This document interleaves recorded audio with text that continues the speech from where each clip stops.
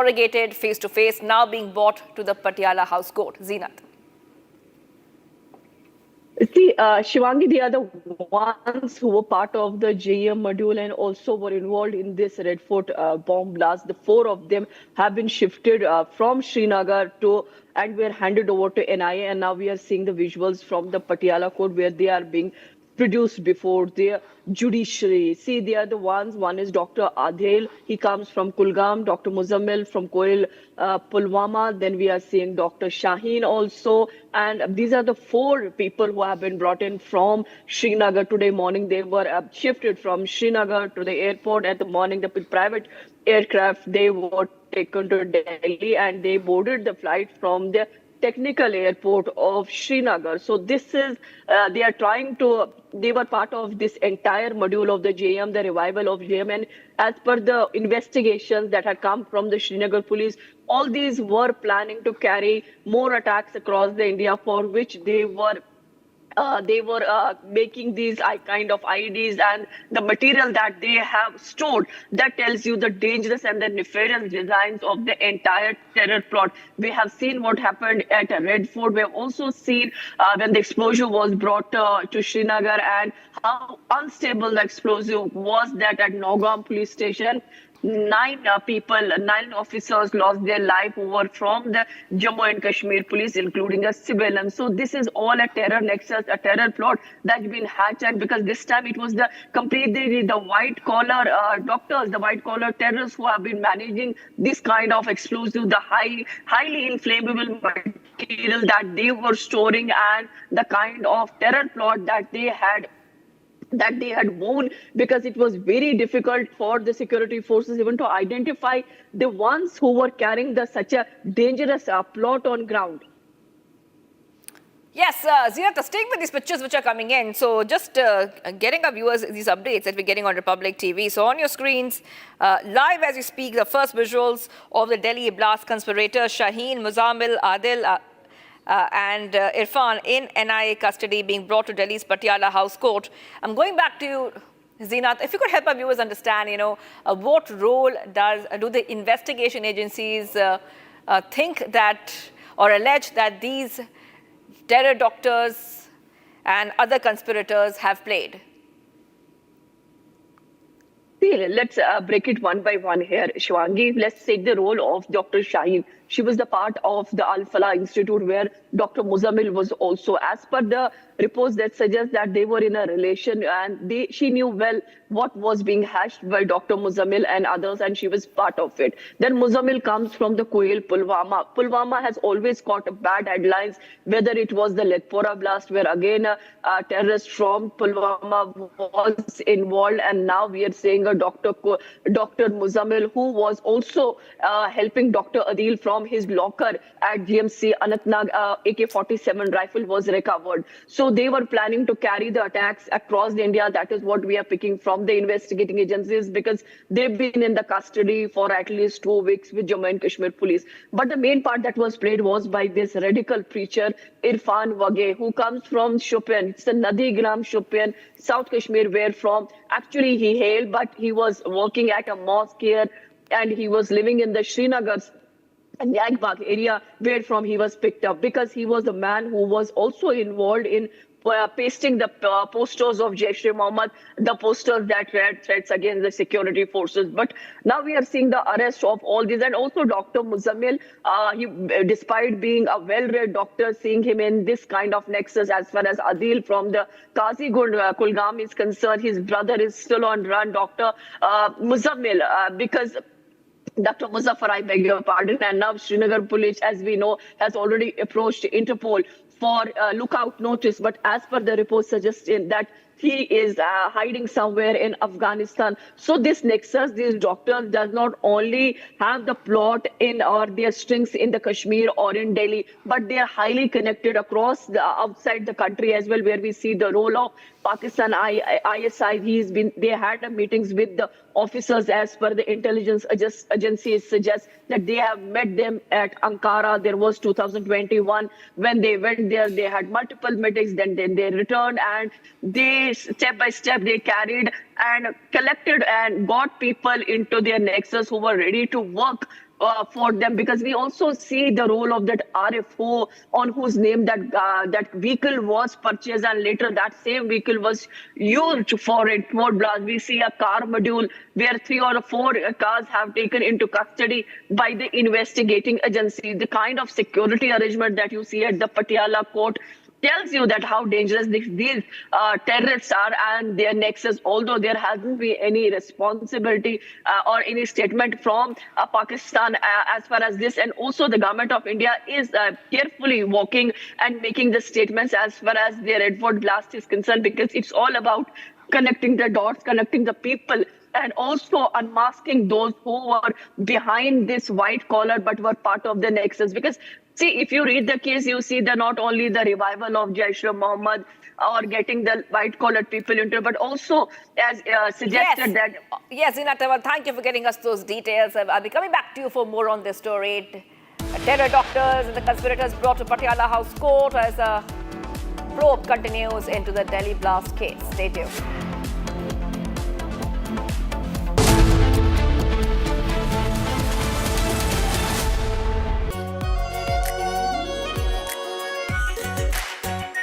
Our pure Shahi Paneer Masala. Delicious, healthy, every day.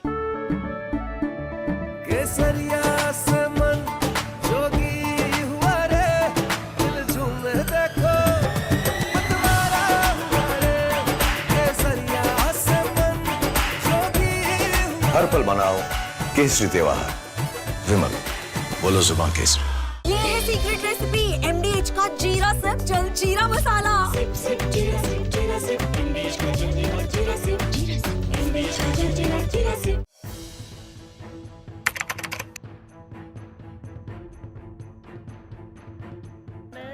So in the past, we would see most of the terrorists who would get arrested, they would be like the people who would be working at a very low level. But today we have seen the white collar suspect.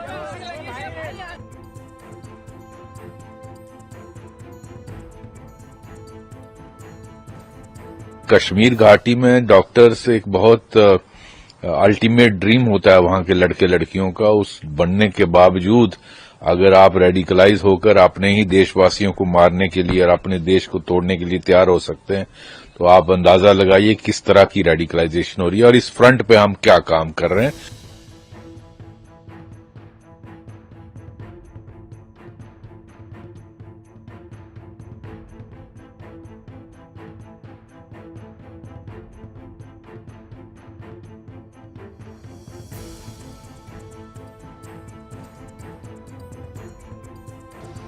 Investigators have identified Maulvi Irfan Wagha, also known as Imam Irfan, from Shopian in South Kashmir, as the mastermind who blended his dual identity, that of a preacher and healthcare worker, to influence and radicalize the educated youth.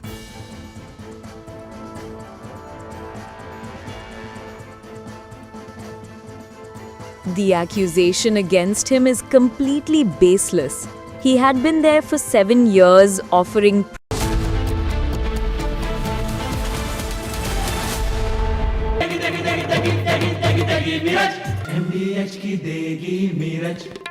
देगी मिर्च का तड़का अंग अंग फड़का MDH की देगी मिर्च।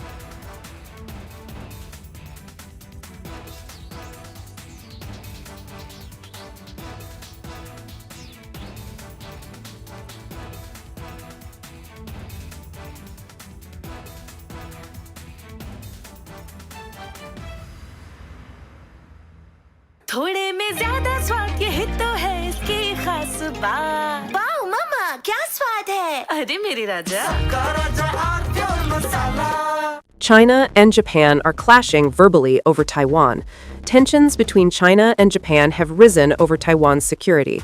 Japan has signaled it may intervene in a potential conflict, viewing it as a threat to its own stability.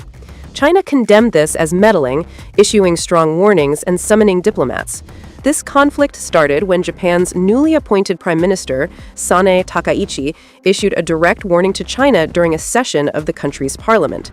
She stated that a conflict in the Taiwan Strait could represent a survival-threatening situation for Japan, implying that Tokyo might need to intervene militarily to protect its interests.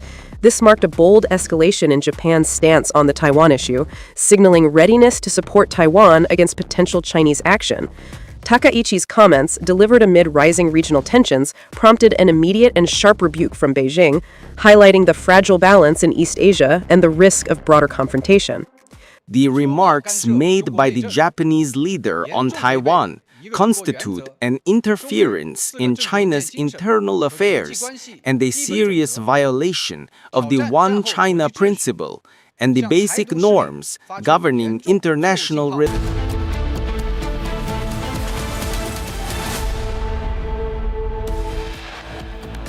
Ultimate proof of the Tukre narrative. Republic accesses 8-minute clip showing Sharjeel Imam inciting pan-India violence. Full 8-minute clip showing Sharjeel Imam inciting pan-India violence shown in Supreme Court. Big revelations in Delhi riots conspiracy hearing. Delhi police claims how Tukre gang plotted regime change. Controversy of invitation to anti-Sikh rights accused Jagdish Titler at Indira Gandhi Memorial Prize ceremony. BJP lambasts Congress's idea of peace.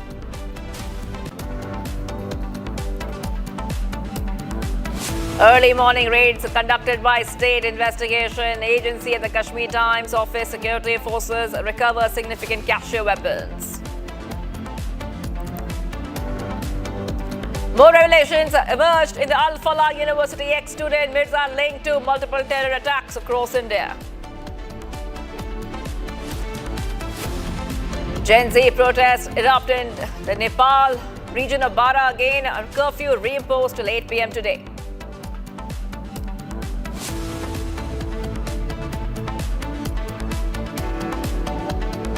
$85 charge sheet against Robert Vadra and Sanjay Bhandari linked money laundering case.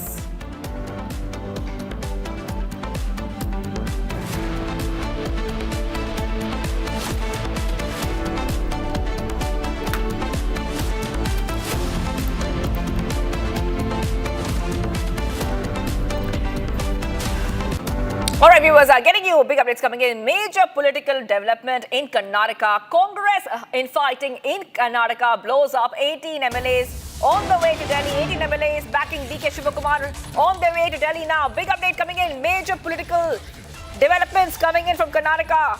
Congress infighting in Karnataka is blowing up. 18 MLAs are coming to Delhi.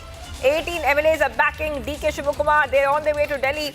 Coming in the backdrop, viewers, of what we have been speaking about the camps in Karnataka, the different camps within the Congress, and the buzz of leadership change. All this has we have been reporting on all this while, and the major political developments in Karnataka are coming in thick and fast.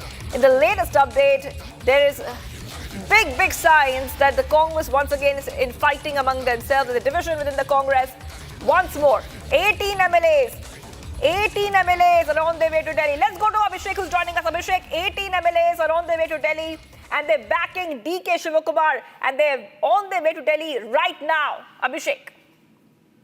Shubhangi, the fact is CM Siddaramaiah, while addressing the media in the last couple of days, very clearly pressed upon the fact stating that he will also continue announcing the next budget as well. The second addition to his statement is that he will continue the term as the Chief Minister until the government clears up. The third statement is that he very clearly mentioned that he is ready to be bound by the rules and responsibilities given by the High Command. So, indirectly, he mentions to say that he will be the Chief Minister of Karnataka for the next 2.5 years as well. And the fact is that today marks the first 2.5 years of the Congress government in the state of Karnataka. It is also believed that the statements made by CM Siddaramaiah has directly had an impact on the supporters of DCM DK Shivkumar, who always wanted DK Shivkumar to be the Chief Minister of the state in the second half term of the government. It was also mentioned by K.N. Rajendra, the former minister, that there will be a major revolution in the month of November 25 in Karnataka, because he was also anticipated that there will be a leadership change and the cabinet might be reshuffled. At this point of time, people who belong to the Vokaliga community, the ministers and the MLAs and the MLCs who belong to the Vokaliga community, who are in support of DCM DK Shivkumar, have already started to Delhi, and they're expected to meet KC Venugopal. One of the leaders from the AICC tomorrow morning is what we have been informed as of now.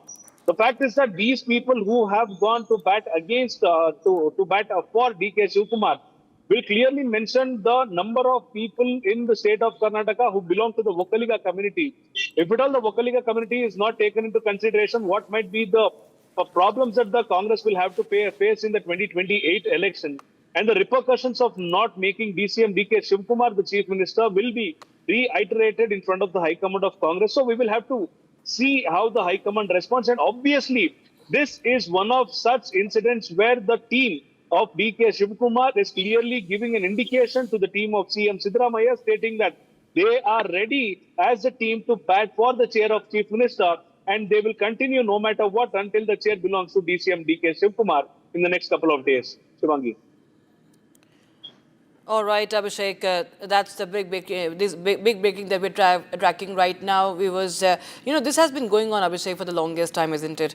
And, now it is a very open fight. We've seen time and again that both the leaders say, oh, there's no confusion. They try to, brush it under the carpet. But this time, I think it's really getting serious now that the leaders are headed to Delhi, and they openly say that we want DK Shivkumar as the chief minister. Just tell us, let us skim through the history a little, how this has been. It has started even before, Siddaramaiah was made the chief minister. Rakshita, not to forget the fact that the Congress government, which came into power 2.5 years ago, it was very clearly noted that CM Siddaramaiah and DCM DK Shivkumar will be sharing the chair of chief minister for the first and the second term equally. And this is said to have been a conversation between the AICC supreme leaders and CM Siddaramaiah and DK Shivkumar in a closed door format. While talking about the power sharing, in the beginning stages of the Congress government, the CM and the DCM had mentioned that there will be change in the month, or probably in the first ending of the first term. But when the date nears, when the shift of the power had to happen, when CM Siddaramaiah had to step down from his position of the chief minister, there were various other calculations from the CM Siddaramaiah, because it was mentioned that this wasn't an accepted note that CM Siddaramaiah will have to step down after the first 2.5 years.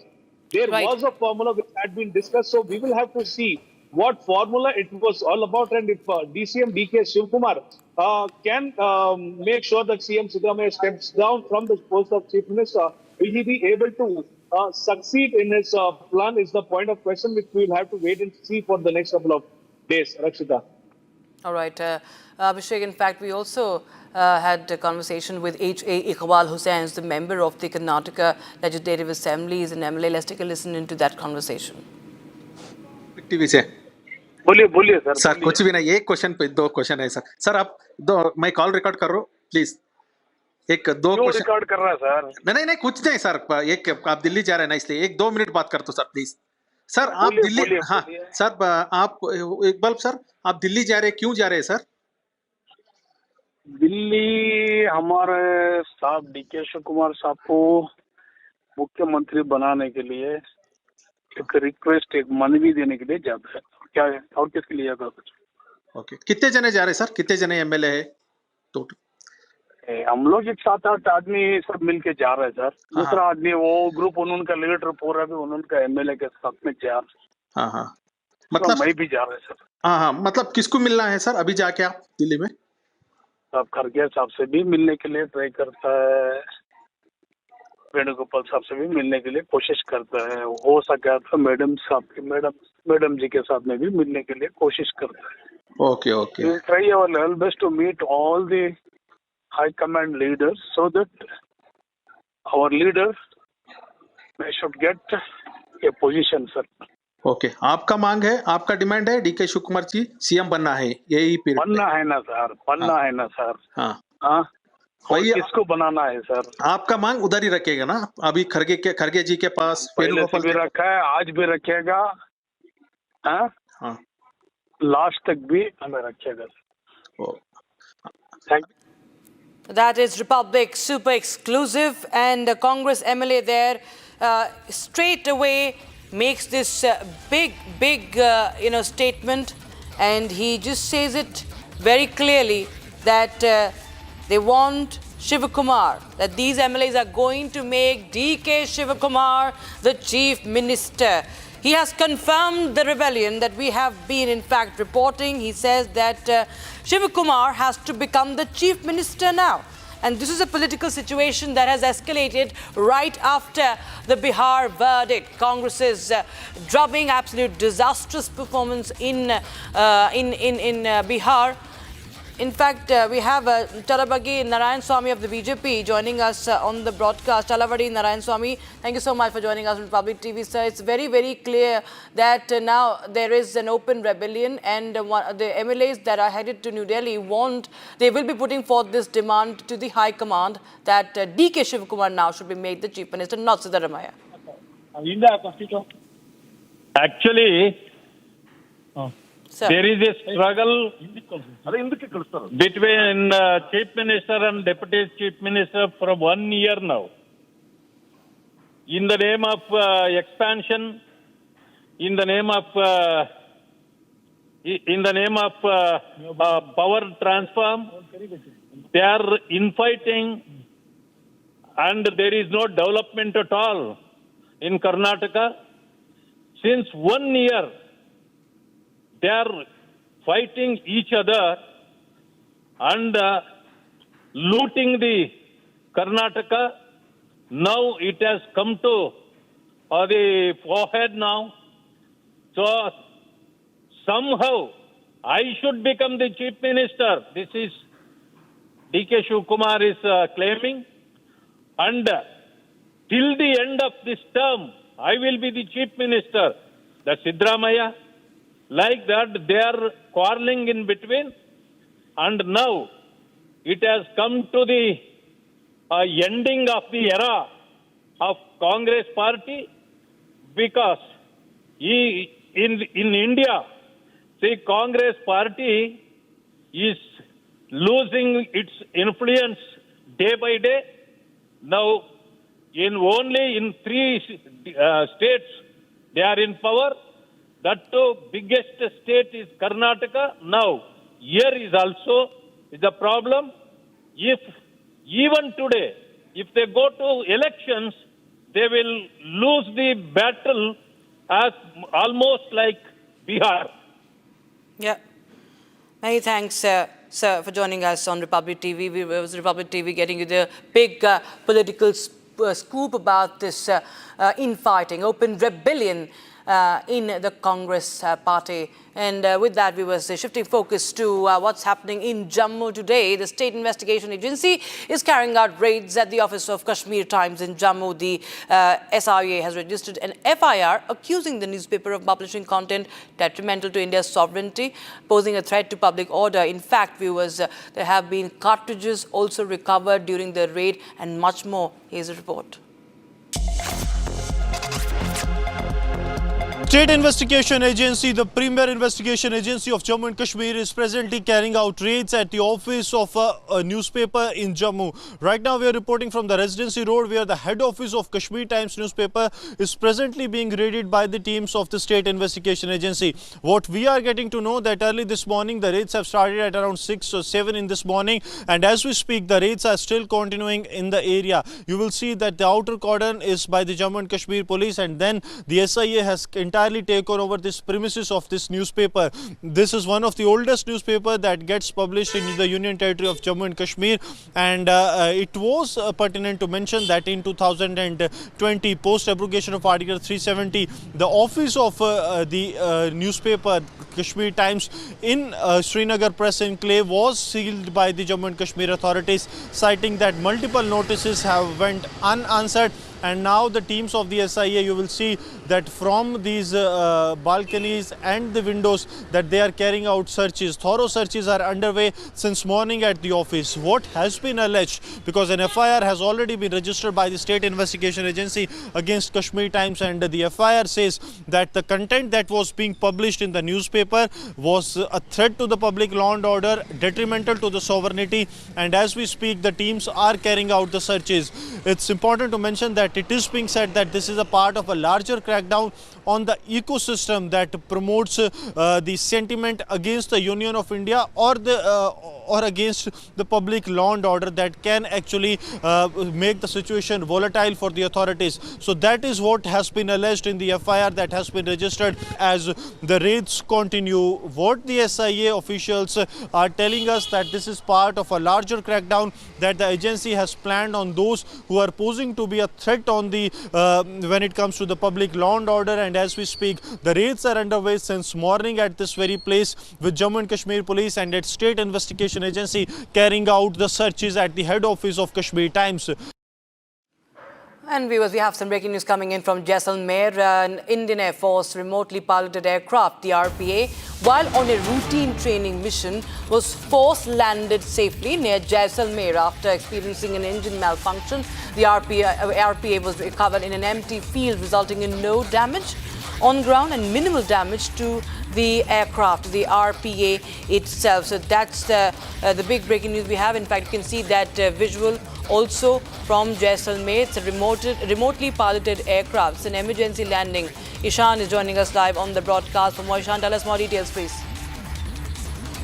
All right, we'll just go across to Delhi, where the terror doctors are being taken to the Patiala court. Big breaking news coming in, viewers. They have been brought to Delhi today, and these are visuals coming in from the national capital. You can see Muzammil, one of the key conspirators of this entire terror doctor module, has been now brought out, and we will try and get a word from my colleague Ishan, who's reporting from Patiala House Court. Ishan, tell us, what are you witnessing right now? We see Muzammil right now is being taken, taken out from the court, or is he taken to the court?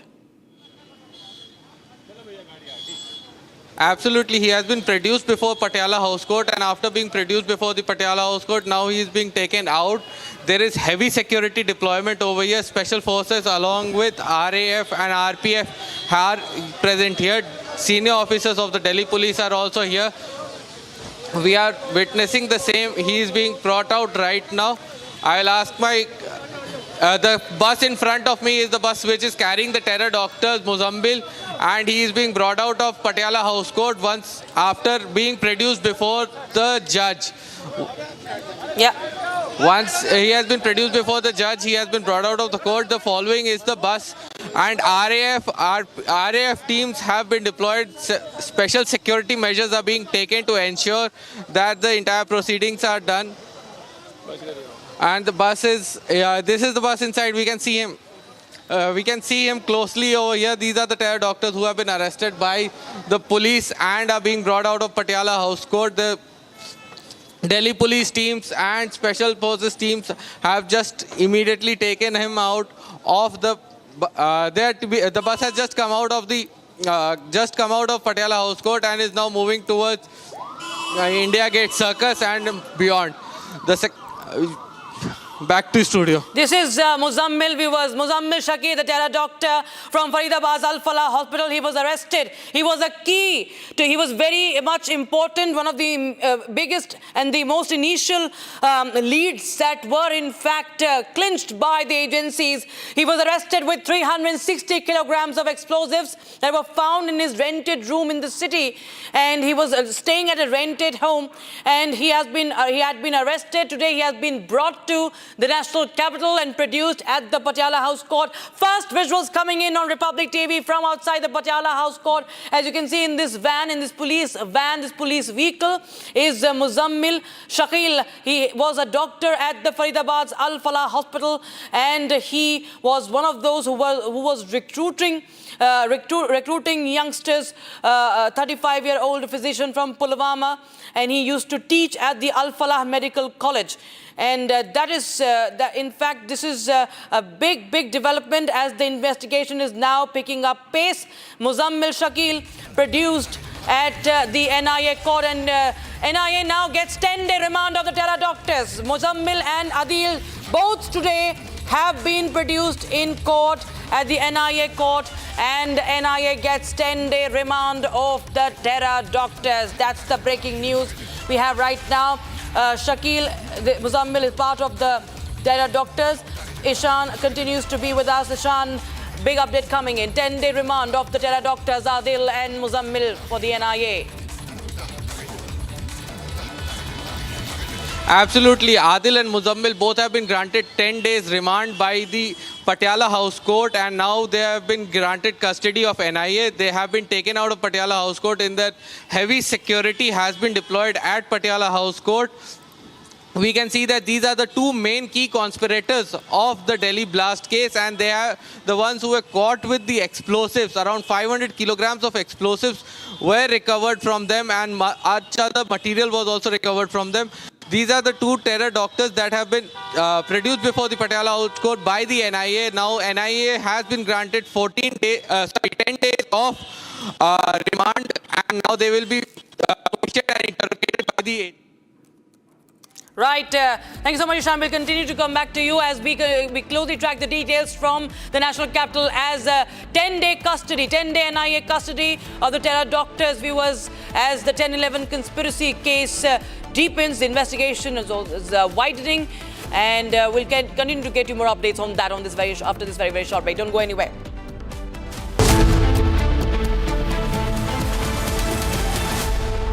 थोड़े में ज्यादा स्वाद ये तो है इसकी खास बात। वाओ मामा, क्या स्वाद है? अरे मेरे राजा, राजा और प्योर मसाला, केसरिया से मन जोगी हुआ रे, दिल झूमे देखो मतवारा हुआ रे, केसरिया से मन जोगी हुआ। हर पल मनाओ केसरी त्योहार, विमल बोलो जुबान केसरी। ये है सीक्रेट रेसिपी MDH का जीरा सिप जल जीरा मसाला। सिप सिप जीरा सिप MDH का जल जीरा सिप MDH का जल जीरा SIP.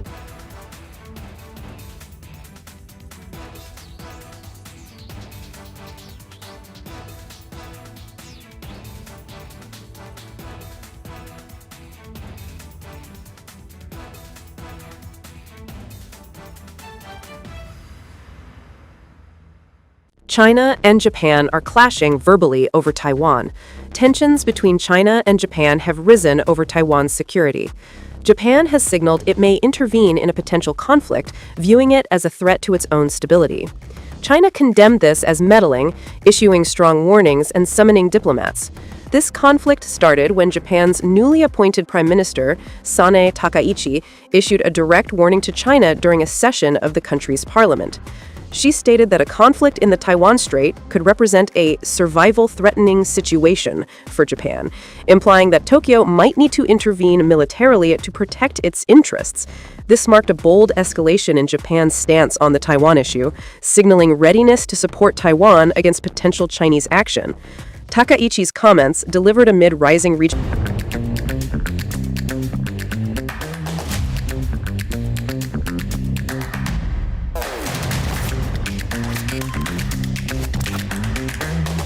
The infrastructure industry, the real estate industry, and everything associated with it eventually is a huge contribution, not just to the country's GDP, but to our overall potential to be a global player.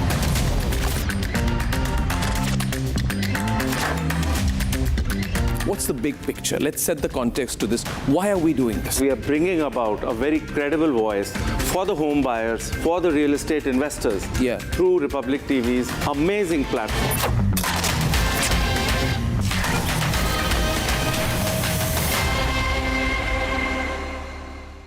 MDH की हल्दी मिर्ची धनिया करे कमाल, ये रंग दे, ये खुशबू दे, ये तीखा, ये कम पड़े, क्या निराला MDH masala.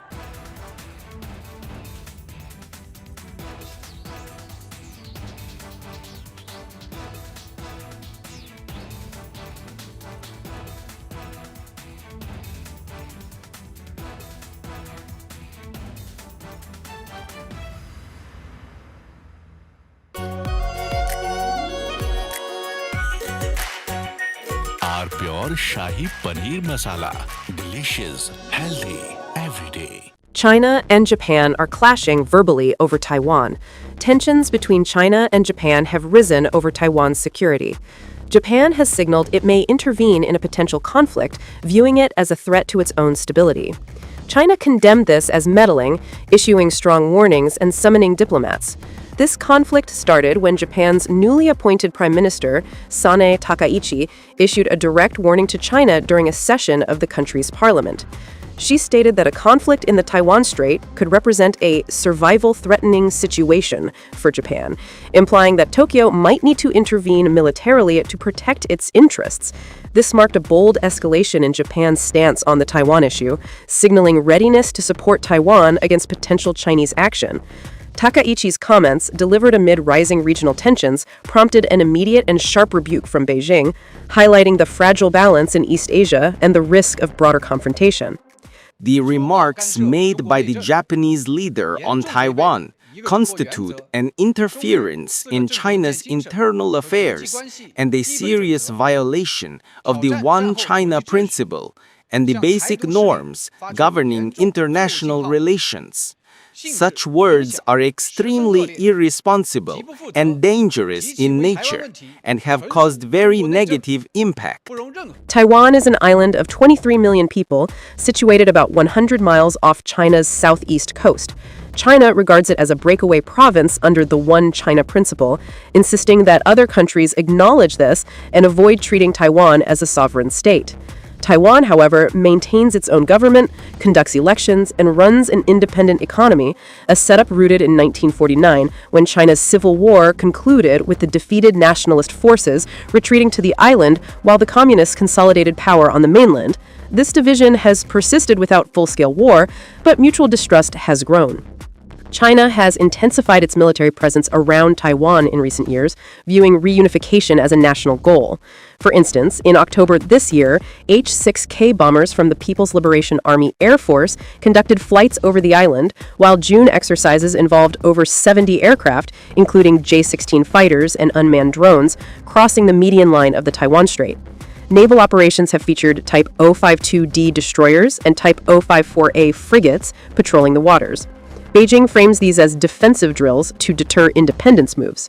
Japan claims to be a peace-loving nation, yet the Takaichi administration has made vague and ambiguous remarks. China is seriously concerned about Japan's recent military and security developments. In turn, the United States supplies Taiwan with arms like Patriot missiles and F-16 jets, offering security commitments without formal recognition. Allies, such as Japan, provide indirect support through joint exercises and intelligence sharing. Japan's warning stems from its proximity and vulnerabilities. The Taiwan Strait lies just 70 miles from Japan's southern islands, serving as a vital choke point for global trade. An estimated $5 trillion in goods pass through annually, including oil, electronics, and raw materials. Japan-Taiwan bilateral trade hit $72.3 billion in 2024, with Japan exporting $38.5 billion in machinery and chemicals, while importing $33.8 billion in semiconductors and components. Any blockage could cripple Japan's economy, which relies on Taiwan for over 60% of its advanced chip supply.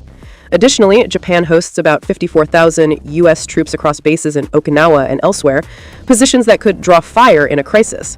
Japan's post-World War II constitution restricts its self-defense forces to defensive roles, but 2015 legal reforms allow collective self-defense aid to allies under severe threats.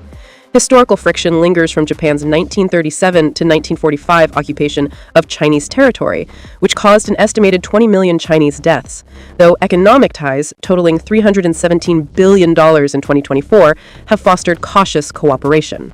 Taiwan produces 92% of the world's most advanced semiconductors, powering everything from smartphones. From Asia's largest news headquarters, setting the agenda for Bharat.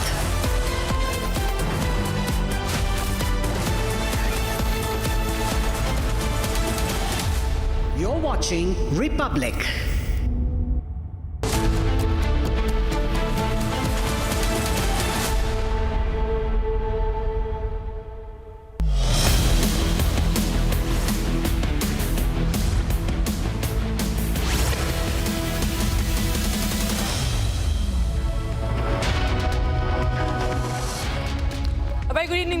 watching Live and Breaking, and I am Rakta Mishra with you. Intellectual terrorists are more dangerous than the ground level ones, said the Additional Solicitor General of the country.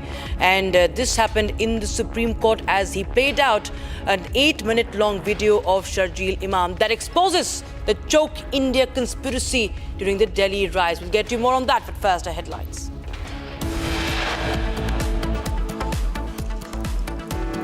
The ultimate proof of the Tukre narrative. Republic accesses 8-minute clip showing Sharjeel Imam inciting pan-India violence.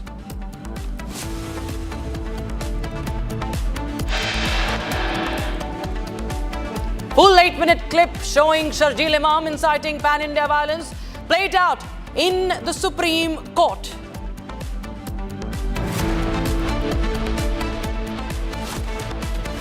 Big revelations in Delhi riots conspiracy hearing. Delhi police claims how the Tukre gang plotted a regime change in India.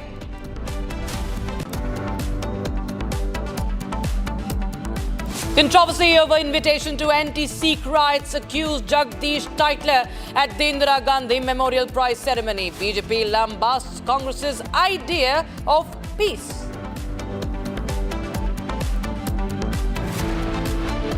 Early morning raids conducted by the State Investigation Agency at the Kashmir Times office in Jammu. Security forces recover cache of weapons from the media house. More revelations emerge on the Alfala University ex-student Mirza linked to multiple terror attacks across India.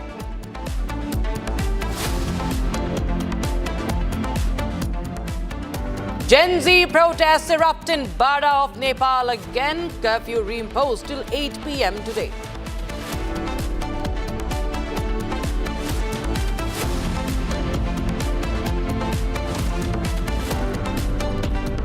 ED files charge sheet against Robert Vadra and Sanjay Bhandari linked money laundering case.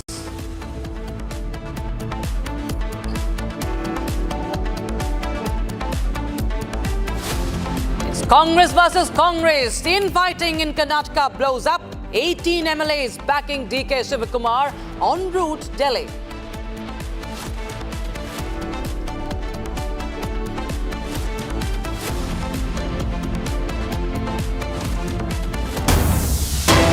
All right, we start with the Congress infighting story. Big development from Karnataka. The infighting has escalated, viewers, as the major factional flare-up has emerged. 18 MLAs backing Deputy Chief Minister DK Shivakumar are heading to Delhi amid growing resentment over leadership issues and dissatisfaction. In fact, an MLA from the Congress has also confirmed to Republic that they are going to Delhi as they want DK Shivakumar to be made the Chief Minister now. MLAs backing DK Shivakumar are reaching Delhi, and the infighting is clearer than ever. We in fact have also spoken to one of the MLAs on this story. We can play out that conversation that confirms that right after Bihar verdict, this factional war is only escalating within the Congress party in Karnataka, and they are going to Delhi to speak to the top brass and demand that DK Shivakumar be made the Chief Minister of Karnataka. It's a big Republic political scoop and exclusive inputs coming in on this infighting, the war within the Congress party that has only now flared up after the drubbing of the Congress party in the Bihar elections, gaining just 6 seats. And this is an infighting that is a fresh trouble for Congress. Iqbal Hussain, an MLA from the Congress backing Shivakumar, spoke to Republic TV. Listen into what he had to say. Well, sir, आप दिल्ली जा रहे हैं, क्यों जा रहे हैं sir? Delhi हमारे साहब डीके शिवकुमार साहब को मुख्यमंत्री बनाने के लिए एक रिक्वेस्ट, एक मनवी देने के लिए जाता है। क्या है और किसके लिए जाता है? ओके, कितने जने जा रहे हैं सर? कितने जने एमएलए है टोटल? हम लोग एक 7-8 आदमी सब मिलके जा रहे हैं सर। दूसरा आदमी वो ग्रुप उनका लीडर पूरा भी उनका एमएलए के साथ में जा। हाँ, मतलब मैं भी जा रहा है सर। हाँ, मतलब किसको मिलना है सर अभी जाके आप दिल्ली में? अब खड़गे साहब से भी मिलने के लिए ट्राई करता है, वेणुगोपाल साहब से भी मिलने के लिए कोशिश करता है। हो सका तो मैडम जी के साथ में भी मिलने के लिए कोशिश करता है। Okay okay We'll try our level best to meet all the high command leaders so that our leader should get a position, sir. Okay, आपका मांग है, आपका डिमांड है डीके शिव कुमार जी सीएम बनना है, यही पीरियड बनना है ना सर, बनना है ना सर। हाँ हाँ, और वही किसको बनाना है सर? आपका मांग उधर ही रखेगा ना, अभी खरगे जी के पास पहले से वेणुगोपाल भी रखा है, आज भी रखेगा। हाँ, हाँ लास्ट तक भी हमें रखेगा। Oh, thank you sir. All right, so my colleague Abhishek, in fact, getting us that conversation, and that is, of course, a confirmation of what's happening in the Congress. Abhishek, well, what is the plan of action as far as these 18 MLAs of the Congress who are heading to New Delhi is concerned now? Yeah, Rakshita, they will be trying to meet Mallikarjun Kharge, Venugopal, and various other leaders from the High Command of the Congress Party to place in a request in front of the High Command stating the voter turnout and the percentage of the Vokkaliga community votes in the state of Karnataka, and they will also remind the High Command how the Vokkaliga votes actually got Congress into power in this particular election, and also they will speak about how important it is at this point of time to elevate DK Shivkumar to the position of Chief Minister, because 28 elections are nearing, and this point of time, the Ahinda or the backward leader Siddaramaiah has already completed one full term of being the Chief Minister, and now is in the second term of being the Chief Minister, and he has also completed around 2.5 years of his tenure as the Chief Minister. Whereas they will reiterate on a fact stating that the Vokkaliga votes will be converted towards the Congress Party in the upcoming election only if DK Shivkumar be made the Chief Minister, because of the support he massively has, not only in the state of Karnataka, not only in the city where he represents from, but also throughout the entire country. They will also make sure that the fame and name of DK Shivkumar is placed in front of the High Command, and also they will remind the High Command about the loyalty of DK Shivkumar over the last couple of decades. And also, not to forget, DK Shivkumar had very clearly mentioned in the one of the media addresses stating that BJP had in fact invited him to be the Chief Minister of Karnataka or go to the jail when the ED raid happened on his residence in Sedition, and he chose to be a loyal person of the Congress, a loyal Karyakarta of Congress, and he decided to go to jail instead of becoming the Chief Minister from the BJP party. All these statements from DCM DK Shivkumar will be re-informed to the High Command, and also the fact will be present in front of the High Command, stating the importance of how he will have to be made the Chief Minister. And also, not to forget, all the leaders who have reached Delhi in the next couple of minutes are belonging to the community Vokkaliga, and another team of Vokkaliga leaders and MLAs will be reaching out Delhi tomorrow early morning is what we have been told. So that surely is going to be a major development in the state of Karnataka government.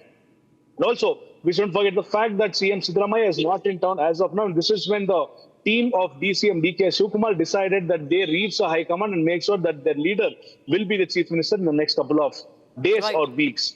Rakshita. Absolutely, Abhishek. In fact, we'll rerun that phone conversation that we had with Congress MLA Iqbal Hussain, who has confirmed what the demands are. That confirms the open infighting. It's explosive situation, in fact, coming in, an exclusive input coming in for you. Viewers, listen into this conversation. Sir, आप दिल्ली जा रहे हैं, क्यों जा रहे हैं sir? Delhi हमारे साहब डीके शिव कुमार साहब को मुख्यमंत्री बनाने के लिए एक रिक्वेस्ट, एक मनवी देने के लिए जाता है। क्या है और किसके लिए जाता है? ओके, कितने जने जा रहे हैं सर? कितने जने एमएलए है टोटल? हम लोग एक 7-8 आदमी सब मिलके जा रहे हैं सर। दूसरा आदमी वो ग्रुप उनका लीडर पूरा भी उनका एमएलए के साथ में जा रहे। हाँ, मतलब मैं भी जा रहा है सर। हाँ, मतलब किसको मिलना है सर अभी जाके आप दिल्ली में? साहब खड़गे साहब से भी मिलने के लिए ट्राई करता है, वेणुगोपाल साहब से भी मिलने के लिए कोशिश करता है। हो सका तो मैडम जी के साथ में भी मिलने के लिए कोशिश करता है। Okay okay. We'll try our level best to meet all the high command leaders so that our leader should get a position, sir. Okay, आपका मांग है, आपका डिमांड है डीके शिव कुमार जी सीएम बनना है, यही पीरियड बनना है ना सर, बनना है ना सर। हाँ, वही किसको बनाना है सर? आपका मांग उधर ही रखेगा ना, अभी खरगे जी के पास पहले से भी रखा है, आज भी रखेगा। हाँ, लास्ट तक भी हमें रखेगा। Thank you sir. All right, viewers, so we continue to closely track the details on that story. Thank you, Abhishek, for joining us with those inputs on the big Republican political scoop. Now, viewers, shifting focus. IT Ranger Ayodhya Irfan Kumar has said that preparations are in full swing for the flag hoisting at Ram Janmabhoomi Temple. We'll get you more news from across the country. This is Bharat in a minute. Bharat 1 Minute, brought to you by Canara Bank. Together we can. Preparations are in full swing in Ayodhya for the Dhwajarohan ceremony at the Ram Janmabhoomi Temple. Security has been heightened. Traffic diversions in nearby districts to begin from the night of 23rd of November to ensure smooth movement. IMD has issued a yellow alert for Tamil Nadu, forecasting light to moderate rain with thunderstorms today. Chennai and other parts of the state continue to see wet weather due to the active northeast monsoon. YSRCP Chief and former Andhra Pradesh Chief Minister Jagan Mohan Reddy appeared before a CBI special court in Nampally today in the disproportionate assets case. Jagan will be questioned in connection with 11 charge sheets as his supporters held rallies showing support. The Sanskriti School in Chanakpuri of Delhi received a bomb threat in email on this morning. Delhi police conducted a thorough investigation. However, they found nothing suspicious. Police personnel remain on site as a precautionary measure.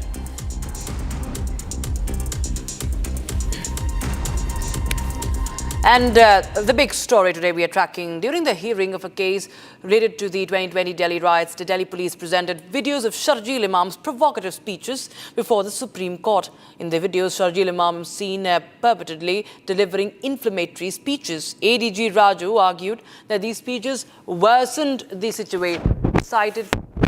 And according to the police, Sharjeel Imam delivered such speeches during the protests against the CAA and NRC, which contributed to triggering violence.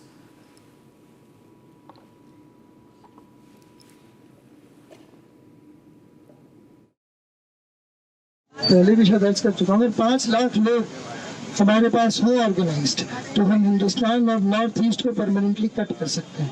Permanently नहीं तो कम से कम 1 महीने के लिए तो cut कर ही सकते हैं। मतलब इतना मवाद डालो पटरियों पर, रोड पे, उनको हटाने में 1 महीना लगे, ठीक ही नहीं। जाए एयरफोर्स से, असम को काटना हमारी जिम्मेदारी है। असम और इंडिया कट के अलग हो जाए। जितने भी जो भी यहाँ से सप्लाई जा रहा है बंद करो, और वो बंद कर सकते हैं क्योंकि चिकन नेक्स्ट मुसलमानों का है। वो जो चीज पे इत्मीनान रख लें कि हमला मुसलमानों पर, ठीक है, इस बात पे पहले इत्मीनान कर लेंगे कि हमला संविधान पे नहीं है। संविधान तो बदलता रहता है, तो इसी को संविधान बना देंगे। आप क्या कीजिएगा, क्या कर लीजिएगा? कोर्ट ने क्या किया बाबरी मस्जिद के साथ आपको पता है ना? कोर्ट ने कश्मीर में क्या किया आपको पता है?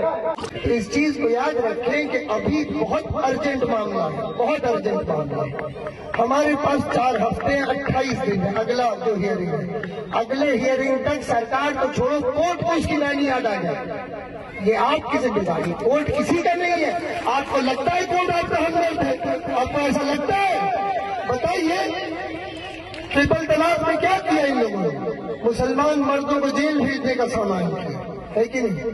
बाबरी मस्जिद में क्या किया? आपकी जमीन छीन के किसी और को दे दी। ये कोर्ट आपका हमदर्द नहीं है। ये कोर्ट सीए में भी आपसे हमदर्दी नहीं जताएगा। जहां हम महफूज हैं, दिल्ली की खास बात क्या थी कि इंटरनेशनल मीडिया को आने में 5 मिनट लगते हैं, 5 मिनट।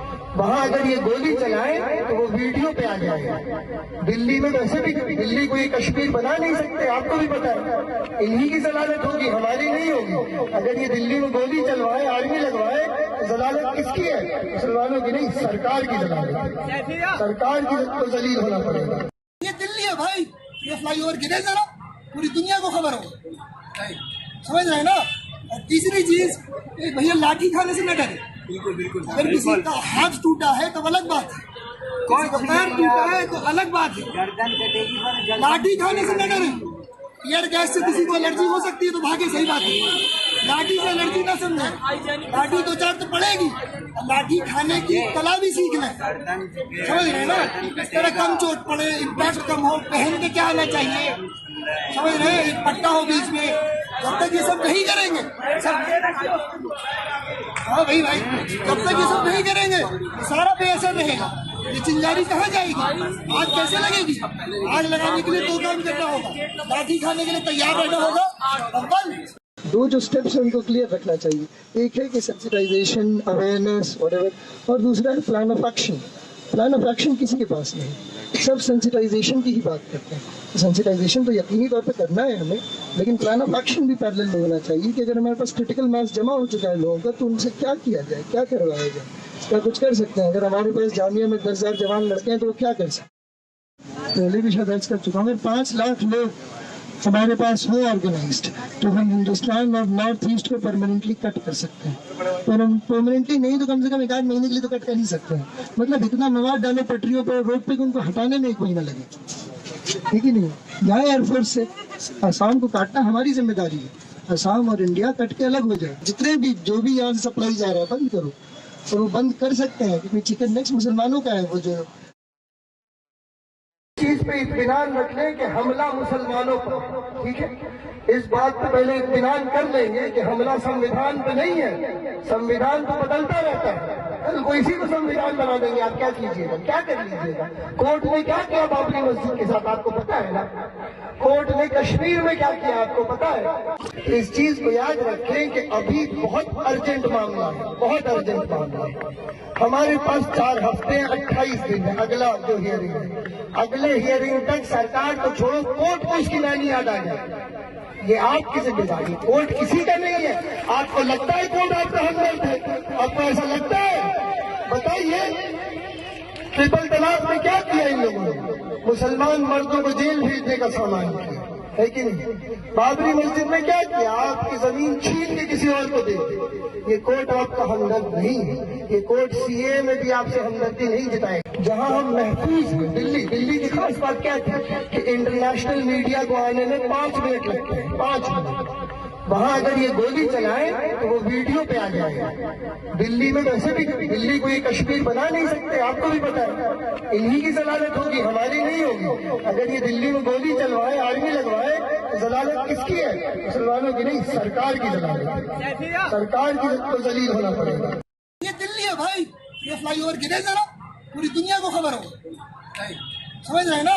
और तीसरी चीज, भैया लाठी खाने से न डरे। बिल्कुल। अगर किसी का हाथ टूटा है तो अलग बात है, किसी का पैर टूटा है तो अलग बात है। लाठी खाने से न डरे। ईयर गैस से किसी को एलर्जी हो सकती है तो भागे, सही बात है। लाठी से एलर्जी ना समझे, लाठी 2-4 तो पड़ेगी, लाठी खाने की कला भी सीख लें, समझ रहे हैं ना। इस तरह कम चोट पड़े, इम्पैक्ट कम हो, पहन के क्या आना चाहिए, समझ रहे हैं। एक पट्टा हो बीच में, जब तक ये सब नहीं करेंगे हाँ भाई, जब तक ये सब नहीं करेंगे तो सारा बेअसर रहेगा।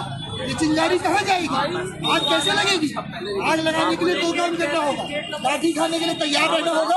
अव्वल दो जो स्टेप्स हैं उनको क्लियर रखना चाहिए। एक है कि सेंसिटाइजेशन, अवेयरनेस, व्हाटएवर, और दूसरा है plan of action. Plan of action किसी के पास नहीं, सब सेंसिटाइजेशन की ही बात करते हैं। सेंसिटाइजेशन तो यकीनी तौर पे करना है हमें, लेकिन प्लान ऑफ एक्शन भी पैरेलल में होना चाहिए कि अगर हमारे पास क्रिटिकल मास जमा हो चुका है लोगों का, तो उनसे क्या किया जाए, क्या करवाया जाए, क्या कुछ कर सकते हैं। अगर हमारे पास जामिया में 10,000 जवान लड़के हैं तो वो क्या कर सकते हैं। And now viewers, another important input and link that has emerged as one by one every thread is being laid bare as the 10/11 conspiracy is being investigated. It's a chilling pattern. Same classrooms, same college, the same terror outfit.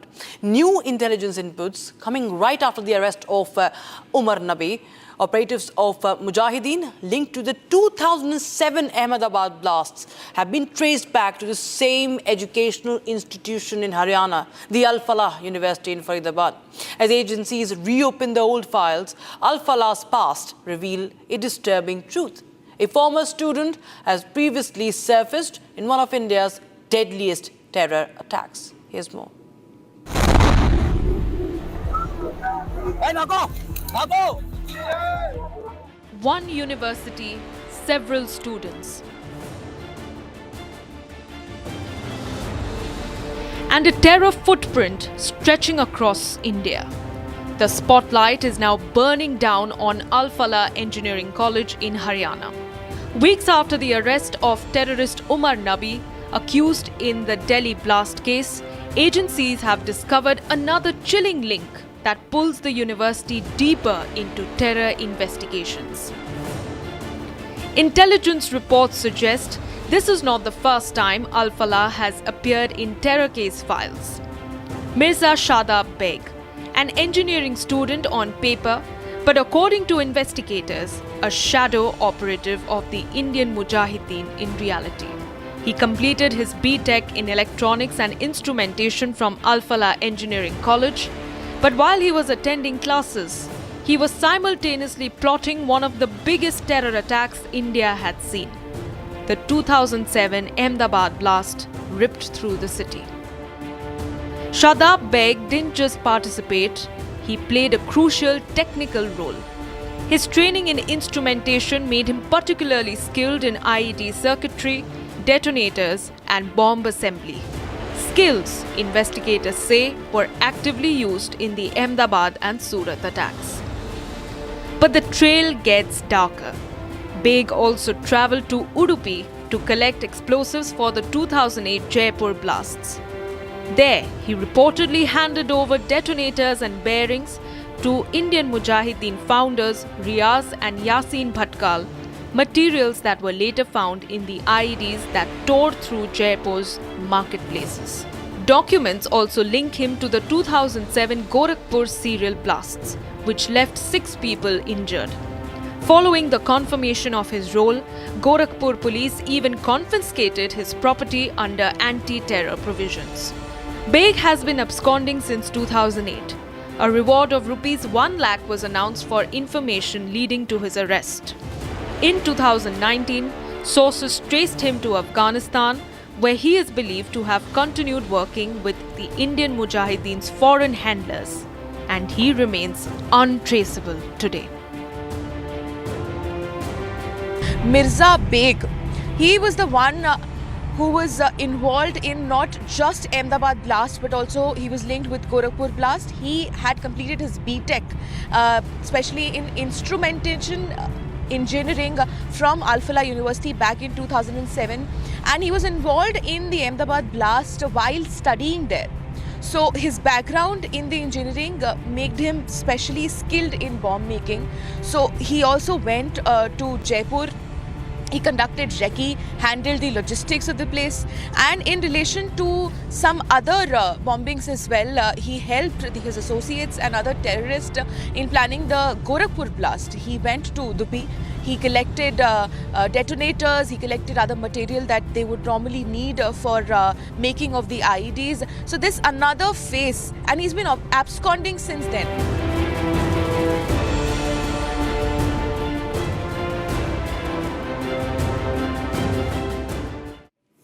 And Donald Trump is at it again. He has yet again taken the credit for the ceasefire between India and Pakistan. And this time he has claimed that he had threatened both the countries of slapping 350% of tariff threats. That's what he has said in his latest claims, and also said that he stopped a nuclear war. Listen in.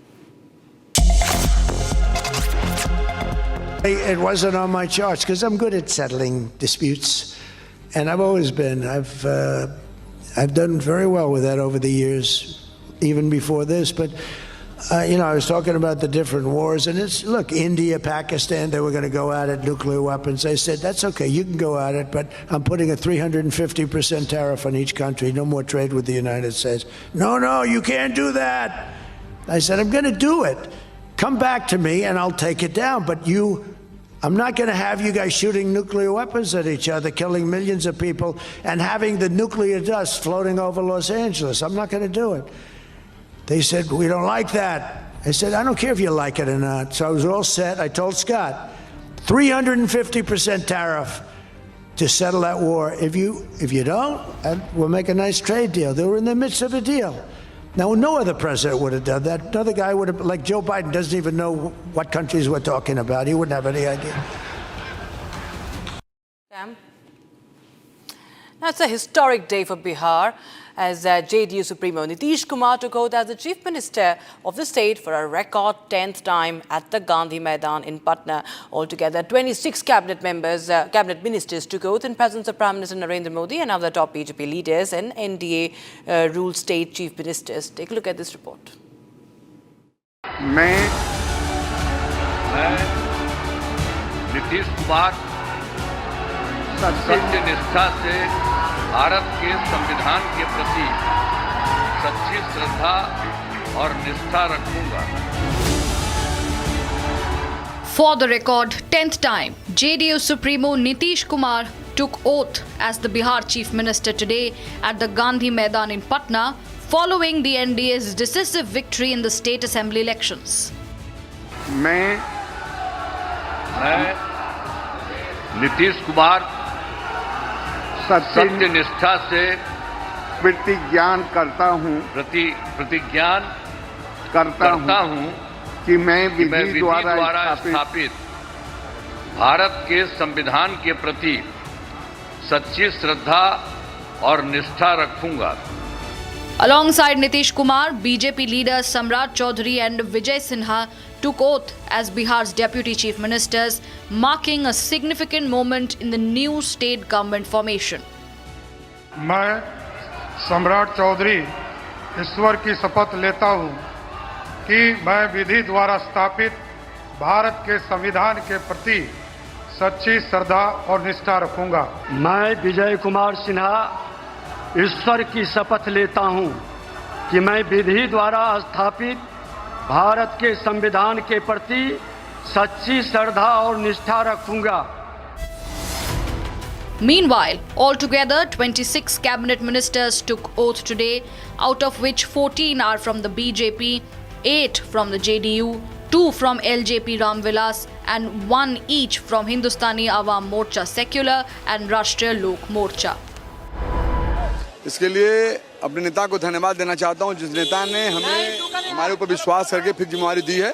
Bihar के अंदर भी ईमानदारी से बखूबी निभाऊंगा। अब तो नेता निर्णय करेंगे, जो भी जिम्मेवारी होगी उसका निष्ठापूर्वक निर्वहन करेंगे। Prime Minister Narendra Modi, who was on the stage, congratulated Nitish Kumar on taking oath as the Chief Minister of Bihar and shared a moment of victory and joy on the dais. In a release, Prime Minister Modi said that Nitish Kumar is an experienced administrator with a proven track record of good governance for many years and also extended his best wishes for the tenure ahead. Prime Minister Narendra Modi further extended his best wishes to all those who have taken oath as ministers in the Bihar government.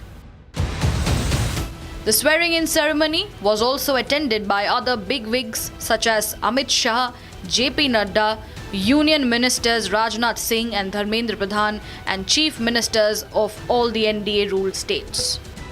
Several ministers of the centre who attended the grand swearing-in ceremony spoke exclusively to the public as they expressed joy over the historic oath-taking ceremony.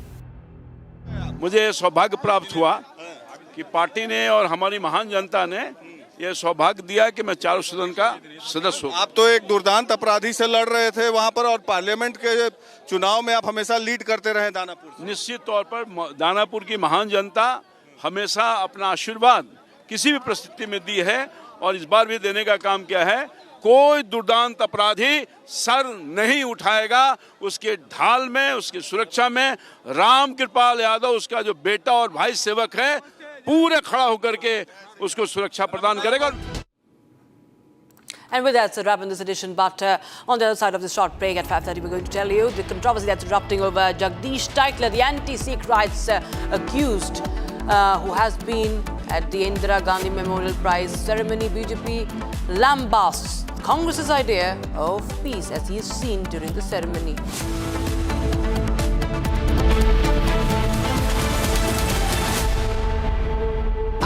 Pure सूजी pasta उबालो, मिलाओ और खाओ, 8 minute में तैयार। क्या taste है, सबका राजा हार्डकोर मसाला। केसरिया से मन जोगी हुआ रे, दिल झूमे देखो मतवारा हुआ रे। केसरिया से मन जोगी। हर पल मनाओ केसरी त्योहार। विमल, बोलो जुबान केसरी। दादी के हाथों का जादू और खुशबू से महकता घर, माँ की मुस्कुराहट और खाने की सुगंध। MDH गरम मसाला, क्योंकि हर रिश्ता है स्वाद से जुड़ा।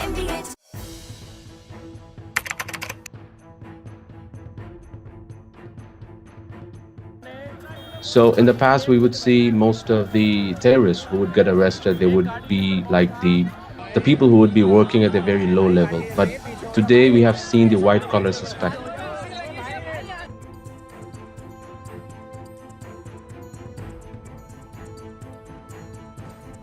कश्मीर घाटी में डॉक्टर्स एक बहुत अल्टीमेट ड्रीम होता है वहां के लड़के लड़कियों का, उस बनने के बावजूद अगर आप रेडिकलाइज होकर अपने ही देशवासियों को मारने के लिए और अपने देश को तोड़ने के लिए तैयार हो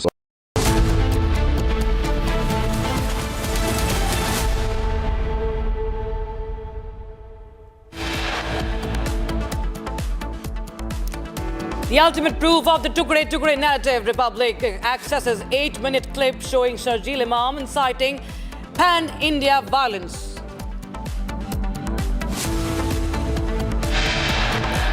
A full 8-minute clip showing Sharjeel Imam inciting violence shown in the Supreme Court.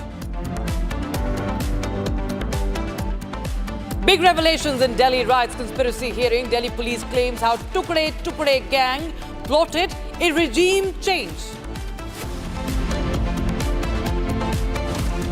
Controversy over invitation to anti-Sikh rights accused Jagdish Titler at the Indira Gandhi Memorial Prize ceremony. BJP lambasts Congress's idea of peace.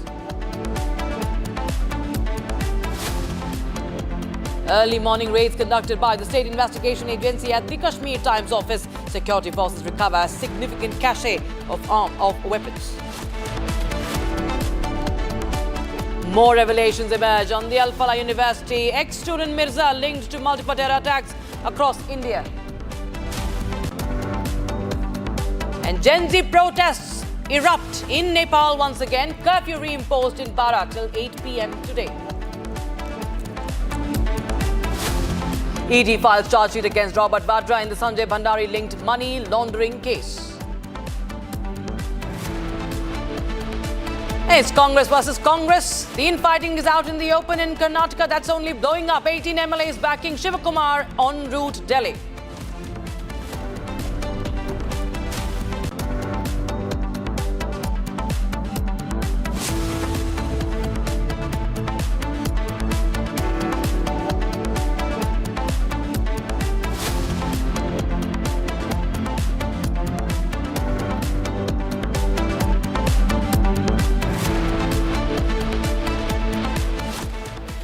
Ladies and gentlemen, we here at Republic TV have been speaking about the reality of radicalization in India. In fact, one of the first stories that we broadcast when we launched Republic was on radicalization.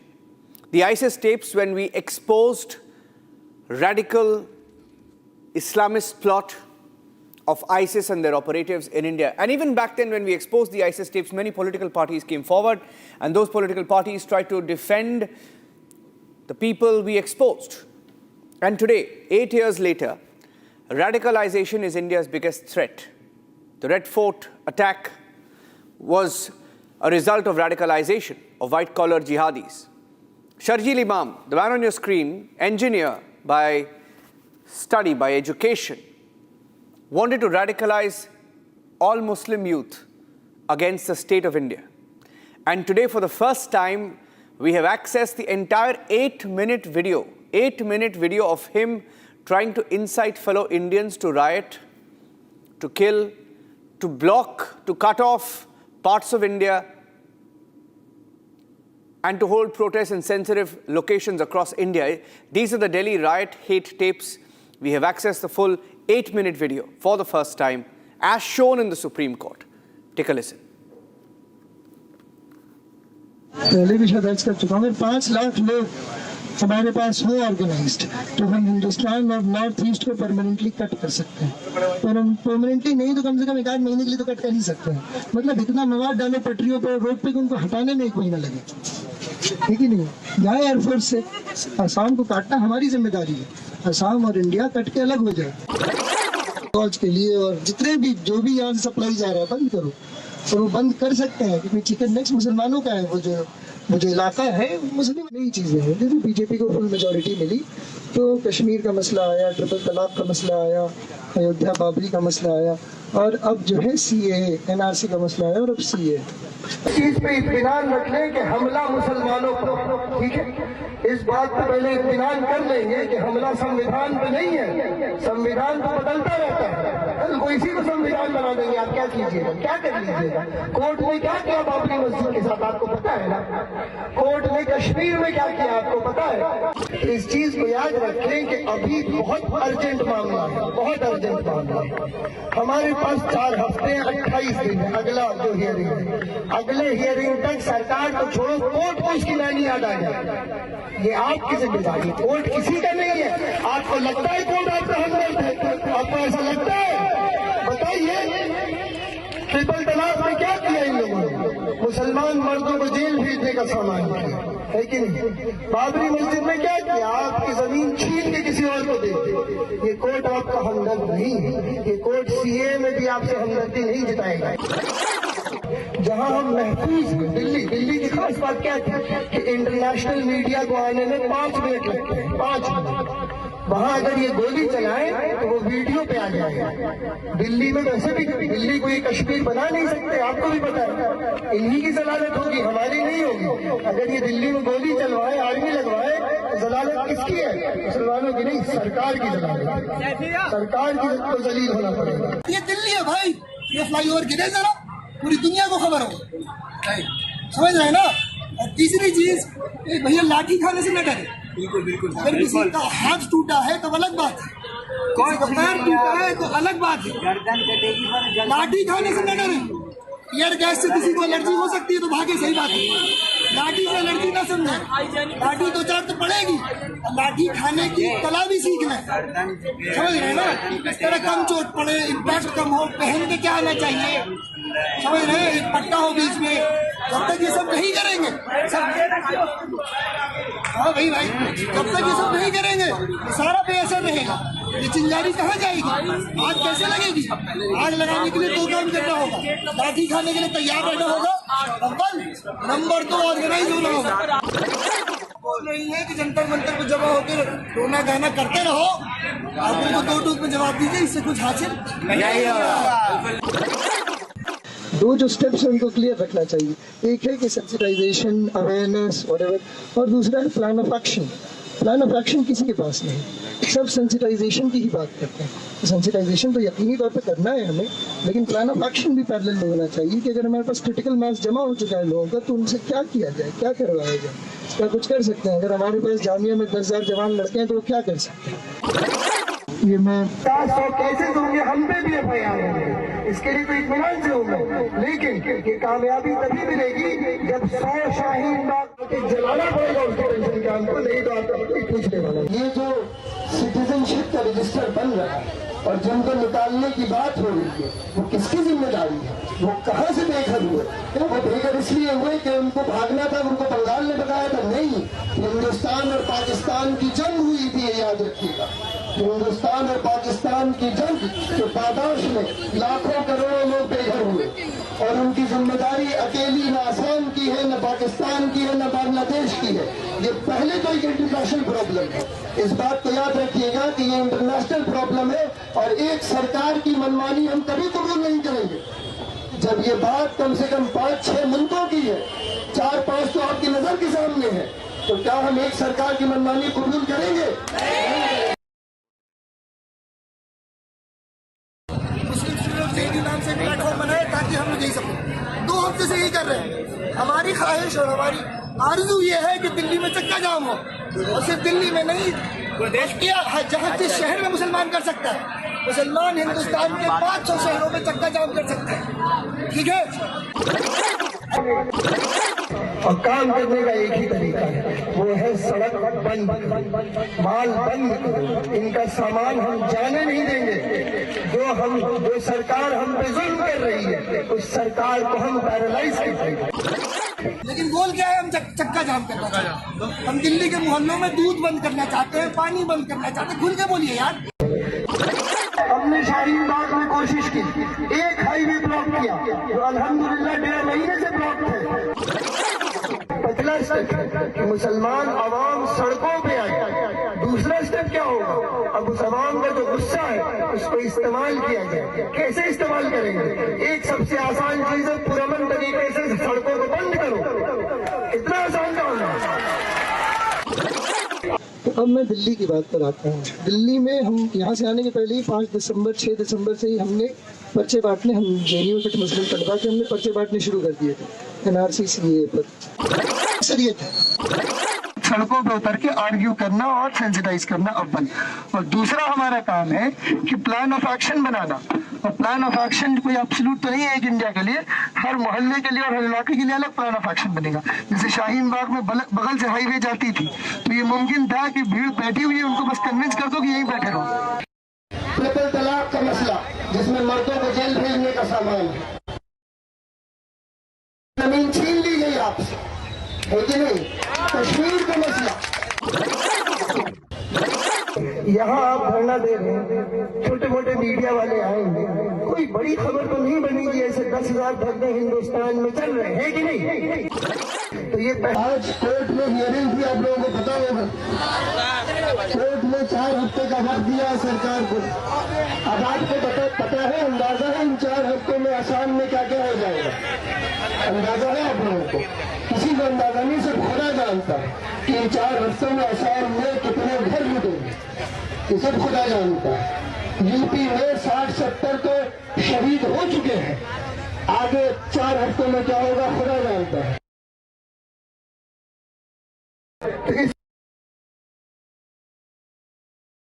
पिछले एक NRC भी 1951 से आप लोगों को पता है। तो अच्छा, एक और ब्लॉक कर देंगे तो हालत उनकी खराब हो जाएगी, और डीएनडी किसी दिन ब्लॉक हो गया तो मजा ही आ जाएगा। और डीएनडी बिल्कुल नो मैंस लैंड में है, दोनों साइड कोई नहीं है। तो हम लोग क्या कर सकते हैं? हम लोग किसी सुबह 5-6 लोग पहुंचे, बैठ गए, पुलिस का इंतजार करेंगे। पीक टाइम पे पहुंचना है 8-9 बजे की, पुलिस भी ना आ पाए तो शाम तक तो कोई ना आ पाएगा, आएंगे भी दोनों। जैसे अभी भाई कह रहा था कि जंतर मंतर पे 5-5 साल बैठ जाते थे, भाषण सुनते थे, लेकिन किसी को कुछ हासिल नहीं होता। Ladies and gentlemen, as we keep our focus on that story, and why is it important? Radicalization led to the Jaish module in Delhi that killed over 12 people in the last 1 week. Let's get to the other big story we're tracking today. A major narcotics cartel was busted by the Delhi police special cell, which has arrested 4 key members of African origin. This was a narcotics network that supplied African drugs from different parts of the country. Here's what we know about this group.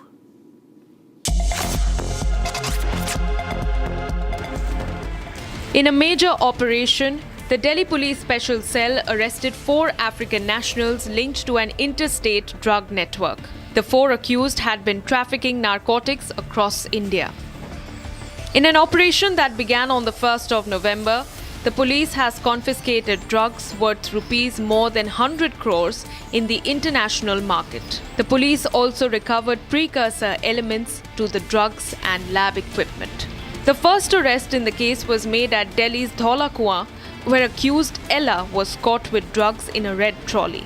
She was reportedly headed to Bengaluru to deliver the consignment for white money when she was arrested. 3 more arrests have been made in the case so far, involving African foreign nationals based in Delhi.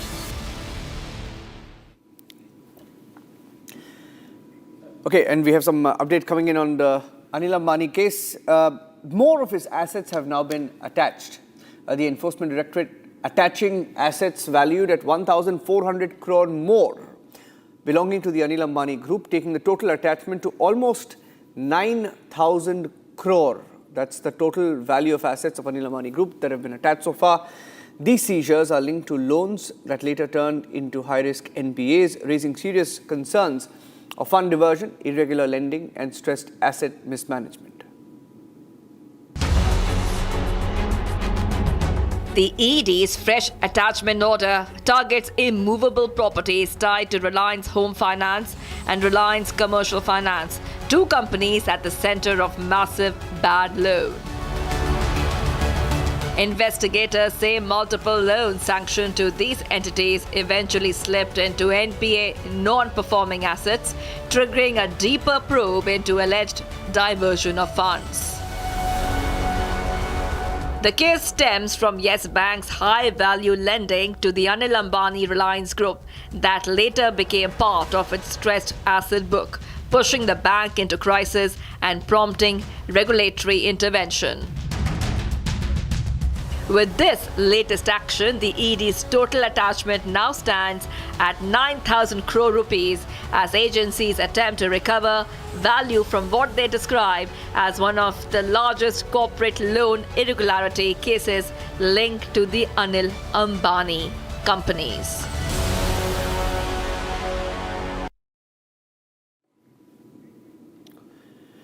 Well, there's growing political pressure, and US President Donald Trump has signed the bill that now compels the Justice Department in America to release the Epstein files related to convicted sex offender Jeffrey Epstein. Now, Trump, who had earlier resisted the move for months, changed his course after facing pushback from victims and members of his own party. After months of resistance, US President Donald Trump has finally signed the Epstein Files Transparency Act. This now requires the Justice Department to publish all unclassified records related to Jeffrey Epstein within 30 days. However, announcing the move, he accused the Democrats of championing the issue to distract attention from his administration's achievements. As far as the Epstein files is, I have nothing to do with Jeffrey Epstein. I threw him out of my club many years ago because I thought he was a sick pervert. But I guess I turned out to be right. But you know who does have? Bill Clinton, Larry Summers, who ran Harvard, was with him every single night, every single weekend. They lived together. They went to his island many times. I never did. Just keep going on the Epstein files. And what the Epstein is a Democrat hoax to try and get me not to be able to talk about the $21 trillion that I talked about today. It's a hoax. Now, I just got a little report, and I put it in my pocket, of all the money that he's given to Democrats. He gave me none, zero, no money to me, but he gave money to Democrats. He also criticized former President Joe Biden, alleging that under his tenure, the Justice Department did not release any documents related to Epstein or address his case publicly. These include flight logs, contact lists, witness statements, correspondence, and records of his travel and finances. The files contain the names of several well-known individuals who had social or business links with Epstein. Many of these materials have remained sealed or heavily redacted for years, leading to growing demands for full disclosure. Survivors of Epstein's abuse, along with lawmakers, have urged authorities to release the files, saying transparency is crucial after repeated failures by federal agencies. The House Oversight Committee has already released tens of thousands of pages exposing Epstein's global ties, including links to the United Kingdom, where Prince Andrew faced public backlash. Prince Andrew stepped back from royal duties amid the scandal, and the newly released material continues to fuel public interest. Trump stunned Washington over the weekend, reversing his months-long opposition to the Epstein Files Transparency Act, ensuring it sailed through Congress in a rare show of bipartisan unity. Epstein, a wealthy financier, moved in elite circles for years, cultivating close ties with business tycoons, politicians, academics, and celebrities to whom he was accused of trafficking girls and young women. Trump, who was photographed with Epstein in the early 2000s, says he ended the relationship before Epstein's 2008 conviction and denies any wrongdoing. The Justice Department is now working to meet the 30-day deadline to release all files and communications related to Epstein, as well as any information about the investigation into his death in a federal prison in 2019 within 30 days.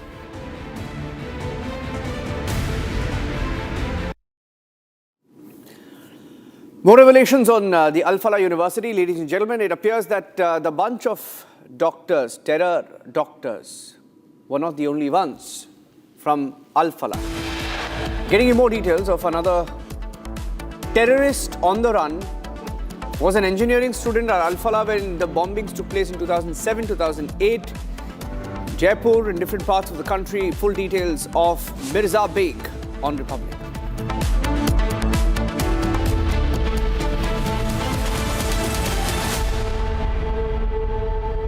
आधे bowl दही में 4 चम्मच MDH चटनी पुदीना मसाला डाला, stir करो, पुदीना चटनी तैयार। MDH चटनी पुदीना मसाला। MDH केसरिया से मन जोगी हुआ रे, दिल झूमे देखो मतवारा हुआ रे। केसरिया से मन जोगी हुआ। हर पल मनाओ केसरी त्योहार।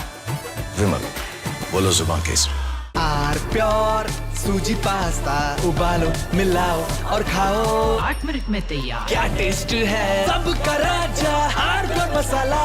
China and Japan are clashing verbally over Taiwan. Tensions between China and Japan have risen over Taiwan's security. Japan has signaled it may intervene in a potential conflict, viewing it as a threat to its own stability. China condemned this as meddling, issuing strong warnings and summoning diplomats. This conflict started when Japan's newly appointed Prime Minister, Sanae Takaichi, issued a direct warning to China during a session of the country's parliament. She stated that a conflict in the Taiwan Strait could represent a survival-threatening situation for Japan, implying that Tokyo might need to intervene militarily to protect its interests. This marked a bold escalation in Japan's stance on the Taiwan issue, signaling readiness to support Taiwan against potential Chinese action. Takaichi's comments, delivered amid rising regional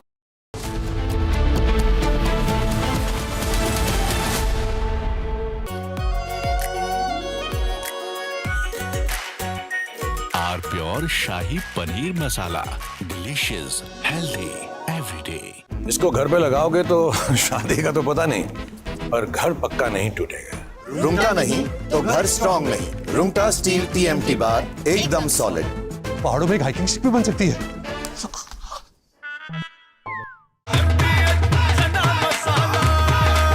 अब छोलिया हो या लोबिया, सफेद चने या काले चने, सब कुछ मजेदार बने।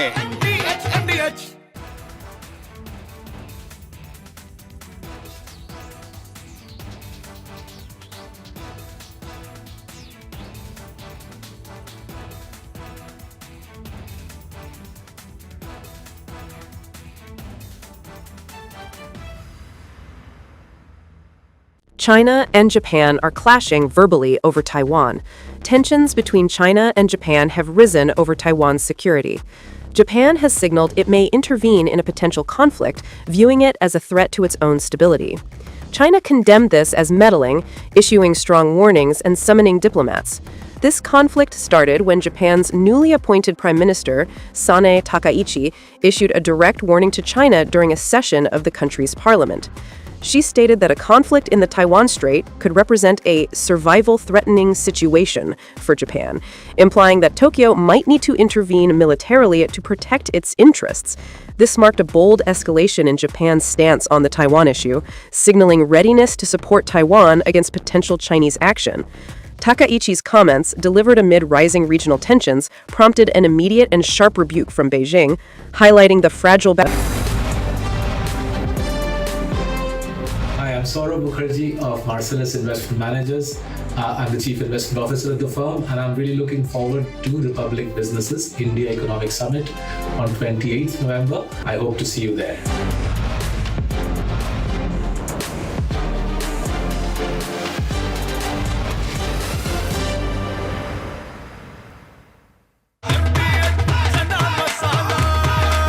अब छोलिया हो या लोबिया, सफेद चने या काले चने, सब कुछ मजेदार बने। केसरिया से मन जोगी हुआ रे, दिल झूमे देखो मतवारा हुआ रे।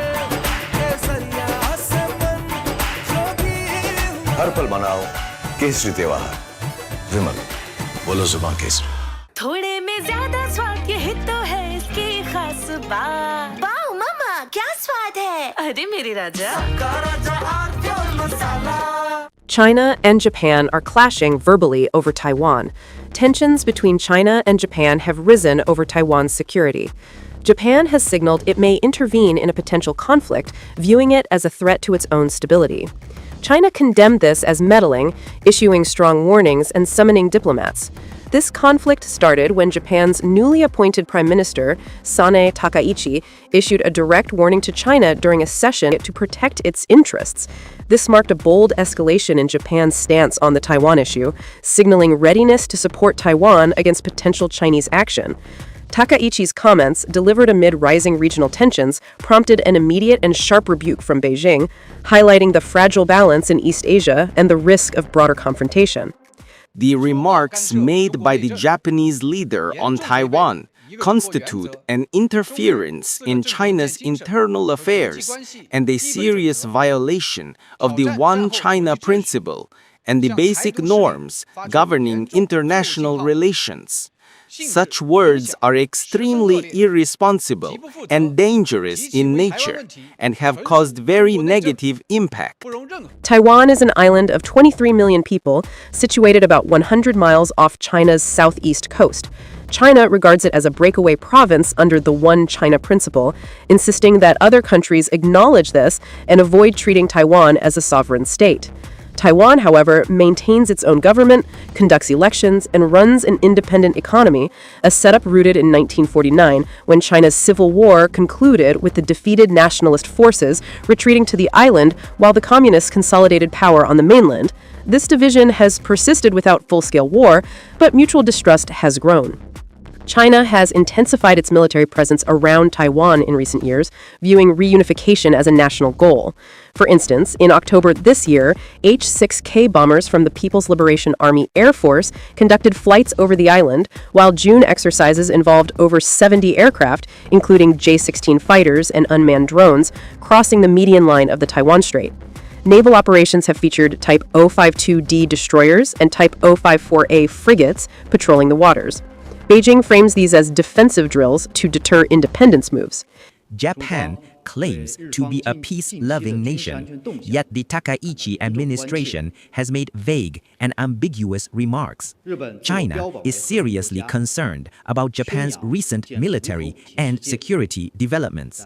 In turn, the United States supplies Taiwan with arms like Patriot missiles and F-16 jets, offering security commitments without formal recognition. Allies, such as Japan, provide indirect support through joint exercises and intelligence sharing. Japan's warning stems from its proximity and vulnerabilities.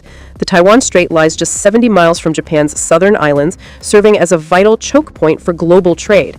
An estimated $5 trillion in goods pass through annually, including oil, electronics, and raw materials. Japan-Taiwan bilateral trade hit $72.3 billion in 2024, with Japan exporting $38.5 billion in machinery and chemicals, while importing $33.8 billion in semiconductors and components. Any blockage could cripple Japan's economy, which relies on Taiwan for over 60% of its advanced chip supply. Additionally, Japan hosts about 54,000 U.S. troops across bases in Okinawa and elsewhere, positions that could draw fire in a crisis. Japan's post-World War II constitution restricts its self-defense forces to defensive roles, but 2015 legal reforms allow collective self-defense aid to allies under severe threats. Historical friction lingers from Japan's 1937 to 1945 occupation of Chinese territory, which caused an estimated 20 million Chinese deaths, though economic ties, totaling $317 billion in 2024, have fostered cautious cooperation. Taiwan produces 92% of the world's most advanced semiconductors, powering everything from smartphones. From Asia's largest news headquarters, setting the agenda for Bharat.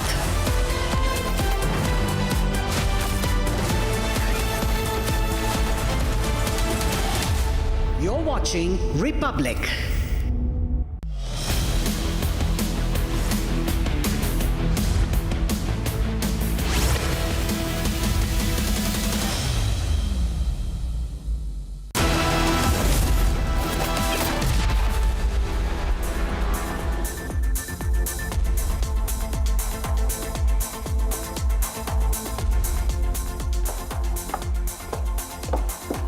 Hello, A very good evening. You're watching 6 Stories at 6. I'm Shivangi Shukla getting you the latest.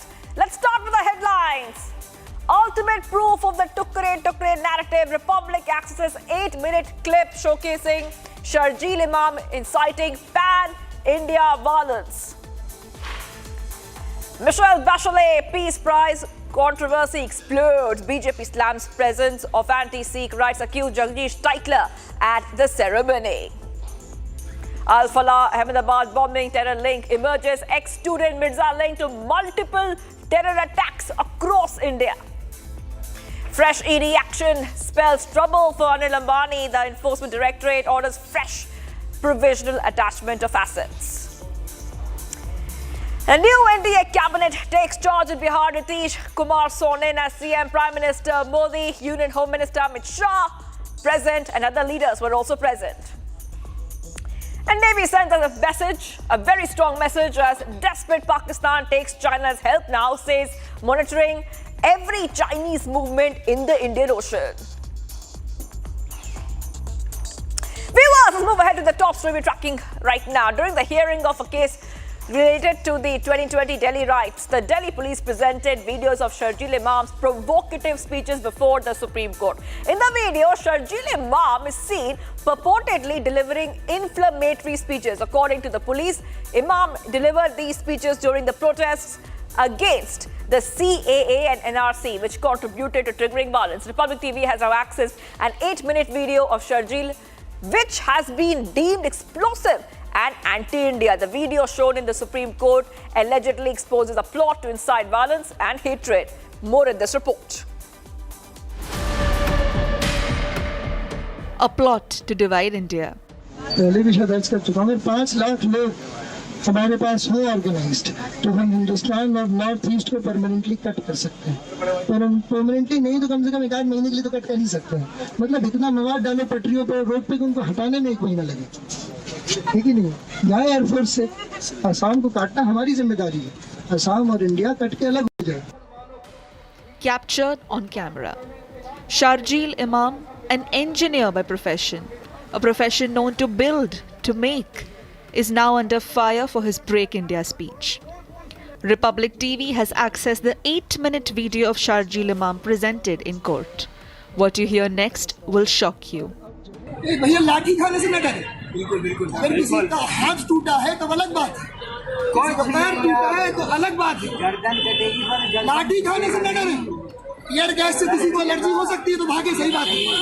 लाठी से allergy ना समझे, लाठी 2-4 तो पड़ेगी, लाठी खाने की कला भी सीखना है, समझ रहे हैं ना। इस तरह कम चोट पड़े, इम्पैक्ट कम हो, पहन के क्या आना चाहिए, समझ रहे हैं। एक पट्टा हो बीच में, जब तक ये सब नहीं करेंगे सब, हाँ भाई जब तक ये सब नहीं करेंगे तो सारा पे असर रहेगा। ये चिंगारी कहाँ जाएगी, आग कैसे लगेगी। आग लगाने के लिए 2 काम करना होगा, लाठी खाने के लिए तैयार रहना होगा, नंबर 2 ऑर्गेनाइज होना होगा। Sharjeel Imam can be heard talking about private army ready to break India. सब सेंसिटाइजेशन की ही बात करते हैं। सेंसिटाइजेशन तो यकीनी तौर पे करना है हमें, लेकिन प्लान ऑफ एक्शन भी पैरेलल होना चाहिए कि अगर हमारे पास क्रिटिकल मास जमा हो चुका है लोगों का, तो उनसे क्या किया जाए, क्या करवाया जाए। इसका कुछ कर सकते हैं। अगर हमारे पास जामिया में 10,000 जवान लड़के हैं तो वो क्या कर सकते हैं। This major development in court on the 2020 Delhi riot hearing exposed Sharjeel Imam, who can be heard attacking the Supreme Court in an 8-minute video. In the video, Sharjeel can be heard claiming chicken neck belongs to Muslims. जितने भी जो भी यहाँ supply जा रहा है बंद करो, और वो बंद कर सकते हैं क्योंकि चिकन नेक्स मुसलमानों का है वो जो। He attacks the court for their landmark decisions on Babri Ayodhya controversy and triple talaq. Court किसी का नहीं है। आपको लगता है कोर्ट आपका हमदर्द है? आपको ऐसा लगता है? बताइए, ट्रिपल तलाक में क्या किया इन लोगों ने? मुसलमान मर्दों को जेल भेजने का सामान है कि नहीं? बाबरी मस्जिद में क्या किया? आपकी जमीन छीन के किसी और को देते। ये कोर्ट आपका हमदर्द नहीं है। ये कोर्ट सीए में भी आपसे हमदर्दी नहीं जताएगा। Plans to paralyze governments by organizing chakka jams. और काम करने का एक ही तरीका है, वो है सड़क बंद, माल बंद, इनका सामान हम जाने नहीं देंगे। जो सरकार हम पे जुल्म कर रही है, उस सरकार को हम पैरालाइज कर देंगे। लेकिन गोल क्या है, हम चक्का जाम करना चाहते हैं। हम दिल्ली के मोहल्लों में दूध बंद करना चाहते हैं, पानी बंद करना चाहते हैं। खुल के बोलिए यार। Dictating a plan of action to carry out the 2020 Delhi riot. हमारा काम है कि प्लान ऑफ एक्शन बनाना, और प्लान ऑफ एक्शन कोई एब्सोल्यूट तो नहीं है एक इंडिया के लिए, हर मोहल्ले के लिए और हर इलाके के लिए अलग प्लान ऑफ एक्शन बनेगा। जैसे शाहीन बाग में बगल से हाईवे जाती थी, तो ये मुमकिन था कि भीड़ बैठी हुई है, उनको बस कन्विंस कर दो कि यहीं बैठे रहो। Sharjil's speech has sparked controversy, and it looks like his speech was part of a larger conspiracy to instigate violence and disrupt law and order. DND की सेकंड क्लास हो गया तो मजा ही आ जाएगा। And viewers, Sonia Gandhi hosted an event in the national capital awarding Michelle Bachelet the Indira Gandhi Memorial Peace Prize. However, the controversy exploded when objections were raised by Michelle Bachelet, the same person who had said that Muslims and Dalits were being targeted under the Narendra Modi regime is getting a peace prize. The BJP also slammed the Congress for extending a special first row invitation to 1984 anti-Sikh rights accused Jagdish Titler at the Indira Gandhi Memorial Prize ceremony. Here is a full report and the controversy which followed. An event hosted by Indira Gandhi Memorial Trust chairperson Sonia Gandhi at the Peace Prize event that was etched with only controversies. Addressing the gathering, Sonia Gandhi at Delhi's Jawahar Bhavan said that Indira Gandhi reshaped our country with her policies while awarding the prize to former Chile President Michelle Bachelet. The same Michelle Bachelet who had said that Muslims and Dalits were being targeted under the Narendra Modi regime. It's the same Michelle Bachelet who was against CAA, NRC, against India's stance on Kashmir, a woman who criticized the world's largest democracy on every frontier, but remained suspiciously mum on China's Muslim oppression. As if the awardee being a controversial leader was not enough, the front row featured a seat for Jagdish Titler, accused in the 1984 anti-Sikh riots, a man with an ongoing murder trial case against him. Congress is the biggest anti-Sikh party in the world. It hates Sikh community. The first family hates Sikhs, and therefore in 1984 they orchestrated genocide against Sikhs. They justified it by saying बड़ा पेड़ गिरता है धरती हिलती है. They protected Sajjan Kumar and Jagdish Titler, and now also they are promoting Jagdish Titler, against whom charges have been made by court of law, against whom the trial has been assented to by the court of law, and they have given him first row seat in Indira Peace Award. Imagine. And this has been done at behest of Sonia Gandhi and Rahul Gandhi, because they hate the Sikh community. And today the question should be asked, is this Mohabbat ki dukaan or is this promoting Nafrat ke bhaijaan? The BJP has lashed out, questioning the idea of peace for Congress for orchestrating the genocide against Sikhs and then inviting the accused to a peace prize event. What is also questionable is the irony that a controversial human rights commissioner who backed the anti-CAA stance, the stance that caused riots in India, was being awarded the Peace Prize by the Congress party. And here's a chilling pattern. Same classroom, same college and the same terror outfit. New intelligence inputs coming right after the arrest of Dr. Umar Nabi. In fact, just after terrorist Dr. Umar Nabi's story and what we had told you, we see that in the latest update, there are more links coming in from the Alfala University to the 2007 Ahmedabad blast that have been traced back to the same educational institution, Alfala University in Haryana. As agencies reopen the old files, Alfala University's past reveals a disturbing truth. A former student, which has previously surfaced in one of India's deadliest terror attacks. Take a look.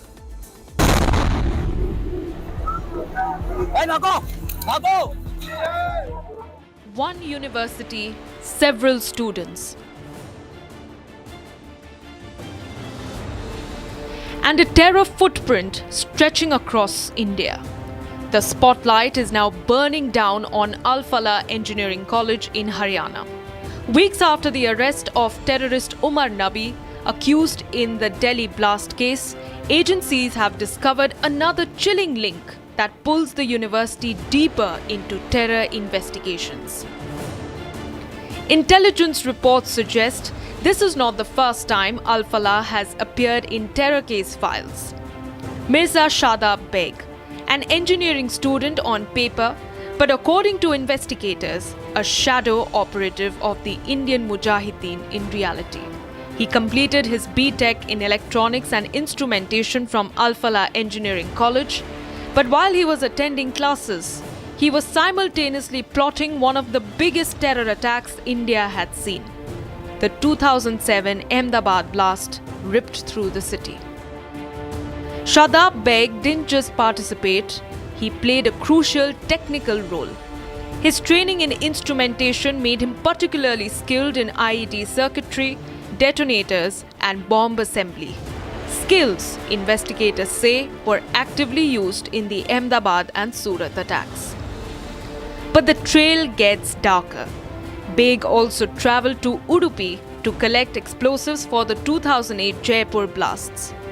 There, he reportedly handed over detonators and bearings to Indian Mujahideen founders Riots and Yasin Bhatkal, materials that were later found in the IEDs that tore through Jaipur's marketplaces.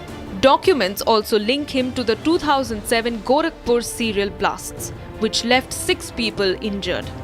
Following the confirmation of his role, Gorakhpur police even confiscated his property under anti-terror provisions. Beg has been absconding since 2008. A reward of rupees 1 lakh was announced for information leading to his arrest. In 2019, sources traced him to Afghanistan, where he is believed to have continued working with the Indian Mujahideen's foreign handlers, and he remains untraceable today. Mirza Beg, he was the one who was involved in not just Ahmedabad blast, but also he was linked with Gorakhpur blast. He had completed his B.Tech, especially in instrumentation engineering from Alfala University back in 2007, and he was involved in the Ahmedabad blast while studying there. So his background in the engineering made him specially skilled in bomb making.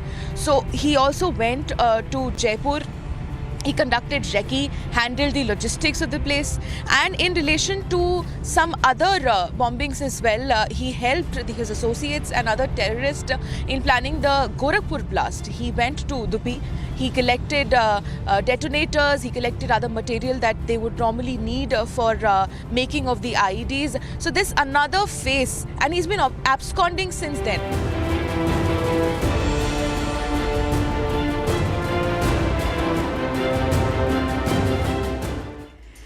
Viewers, a fresh trouble for Anil Ambani. Recent updates on Anil Ambani has come up, and the ED has attached another 1,400 crores worth of assets, taking the total attachment to nearly 9,000 crores. Now, these seizures are linked to loans that later turned into high-risk NPAs, raising serious concerns about fund diversion, irregular lending, and stressed asset mismanagement. The ED findings reveal systematic evergreening of loans and diversion of funds. Take a look. The ED's fresh attachment order targets immovable properties tied to Reliance Home Finance and Reliance Commercial Finance, 2 companies at the center of massive bad loan. Investigators say multiple loans sanctioned to these entities eventually slipped into NPA non-performing assets, triggering a deeper probe into alleged diversion of funds. The case stems from Yes Bank's high-value lending to the Anil Ambani Reliance Group that later became part of its stressed asset book, pushing the bank into crisis and prompting regulatory intervention. With this latest action, the ED's total attachment now stands at 9,000 crore rupees as agencies attempt to recover value from what they describe as one of the largest corporate loan irregularity cases linked to the Anil Ambani companies. And viewers, the historic day for Bihar as JDU Supremo Nitish Kumar took oath as the Chief Minister of Bihar for a record 10th time at the Gandhi Maidan in Patna. The ceremony was attended by PM Modi, Amit Shah, JP Nadda, Yogi Adityanath and other top leaders. Alongside Nitish, 27 ministers took oath, including Samrat Chaudhary, Vijay Kumar Sinha, Vijay Kumar Chaudhary, Vijendra Prasad Yadav, Shravan Kumar and Mangal Pandey, and many, many more. Both the BJP and JDU have engaged in detailed discussions over the past few days to shape the new government, balancing the internal demands and the coalition considerations. Take a look. मैं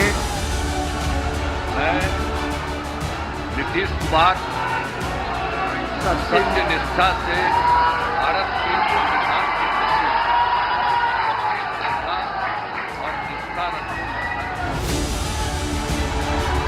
For the record, 10th time, JDU Supremo Nitish Kumar took oath as the Bihar Chief Minister today at the Gandhi Maidan in Patna, following the NDA's decisive victory in the state assembly elections. मैं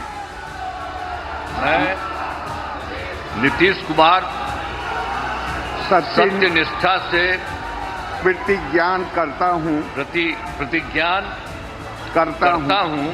कि मैं विधि द्वारा स्थापित भारत के संविधान के प्रति सच्ची श्रद्धा और निष्ठा रखूंगा.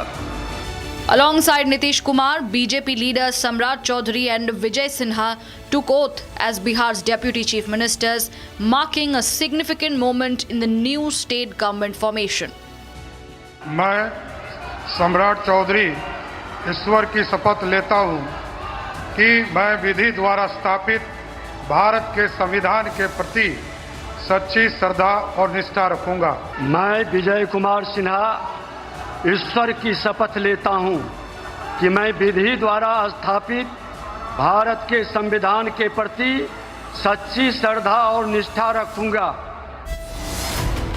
Meanwhile, altogether 26 cabinet ministers took oath today, out of which 14 are from the BJP, 8 from the JDU, 2 from LJP Ramvilas and 1 each from Hindustani Awam Morcha Secular and Rashtriya Lok Morcha. इसके लिए अपने नेता को धन्यवाद देना चाहता हूं, जिस नेता ने हमें हमारे ऊपर विश्वास करके फिर जिम्मेवारी दी है. बिहार के अंदर भी ईमानदारी से बखूबी निभाऊंगा. अब तो नेता निर्णय करेंगे, जो भी जिम्मेवारी होगी उसका निष्ठापूर्वक निर्वहन करेंगे. Prime Minister Narendra Modi, who was on the stage, congratulated Nitish Kumar on taking oath as the Chief Minister of Bihar and shared a moment of victory and joy on the dais. In a release, Prime Minister Modi said that Nitish Kumar is an experienced administrator with a proven track record of good governance for many years and also extended his best wishes for the tenure ahead. Prime Minister Narendra Modi further extended his best wishes to all those who have taken oath as ministers in the Bihar government. The swearing-in ceremony was also attended by other bigwigs such as Amit Shah, JP Nadda, Union Ministers Rajnath Singh and Dharmendra Pradhan and Chief Ministers of all the NDA-ruled states. Several ministers of the centre who attended the grand swearing-in ceremony spoke exclusively to Republic as they expressed joy over the historic oath-taking ceremony. मुझे सौभाग्य प्राप्त हुआ कि party ने और हमारी महान जनता ने ये सौभाग्य दिया कि मैं चारों सदन का सदस्य हूँ. आप तो एक दुर्दांत अपराधी से लड़ रहे थे वहां पर, और पार्लियामेंट के चुनाव में आप हमेशा लीड करते रहे दानापुर. निश्चित तौर पर दानापुर की महान जनता हमेशा अपना आशीर्वाद किसी भी परिस्थिति में दी है और इस बार भी देने का काम किया है.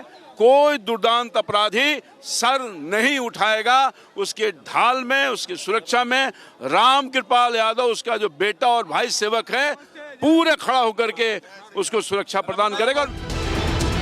On Wednesday, Nitish Kumar was first elected as the leader of the JDU legislature party during the meeting with the new MLAs. He was later unanimously elected as leader of the NDA legislature party ahead of the formation of a new government under his leadership. With this, Nitish Kumar now joins the ranks of the nation's 10 longest-serving chief ministers, a list dominated for decades by the stalwarts. And viewers, Operation Sindu, India's decisive counter-terror maneuver has now exposed a much deeper geopolitical layer. As China provides more military help to desperate Pakistan, India stands to face two of its major threats. We see the Indian Navy has said that they're monitoring every Chinese movement in the Indian Ocean. Take a look.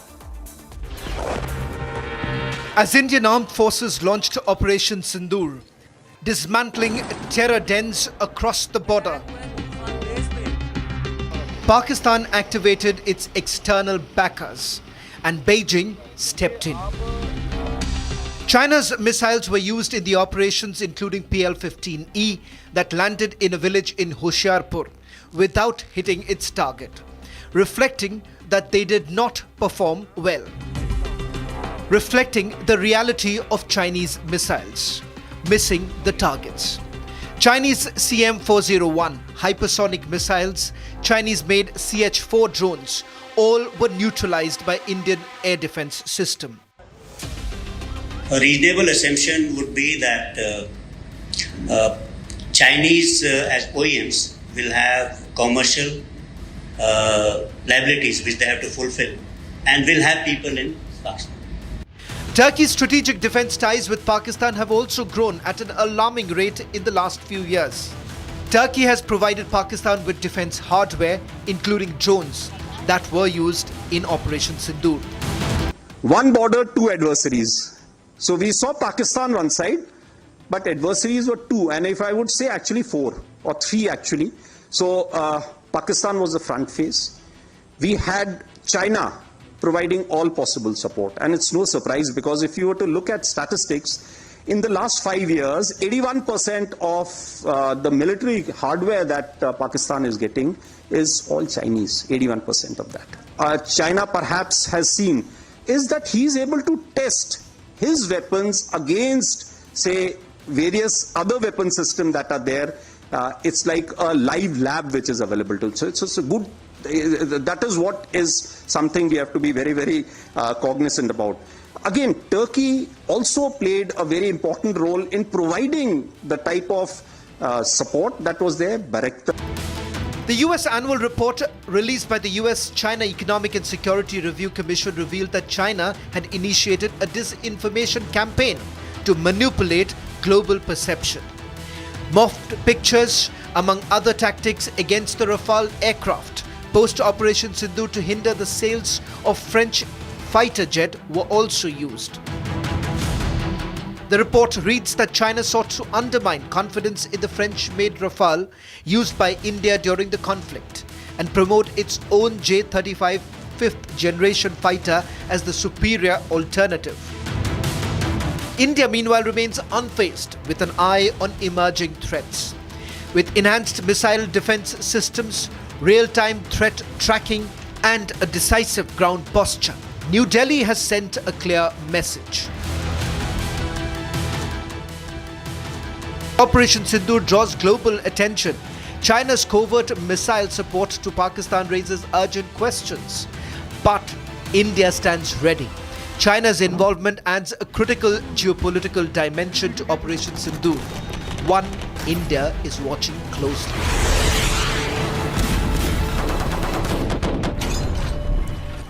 So we have, this is 6 stories at 6. Shivangi Shukla signing off, but do not go anywhere. Next, we will go live and breaking. Stay tuned.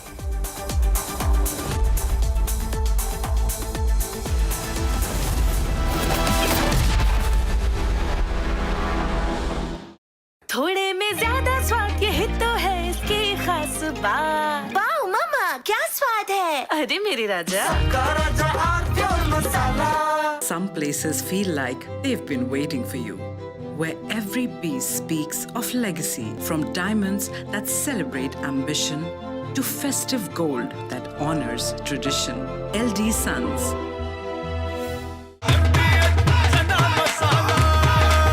अब छोलिया हो या लोबिया, सफेद चने या काले चने, सब कुछ मजेदार बने।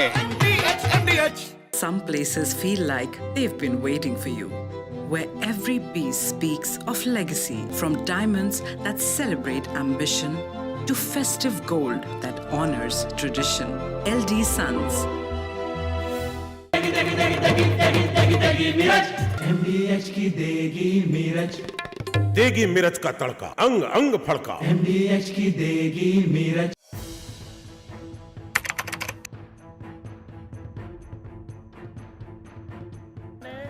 So in the past, we would see most of the terrorists who would get arrested, they would be like the people who would be working at a very low level. But today we have seen the white collar suspect.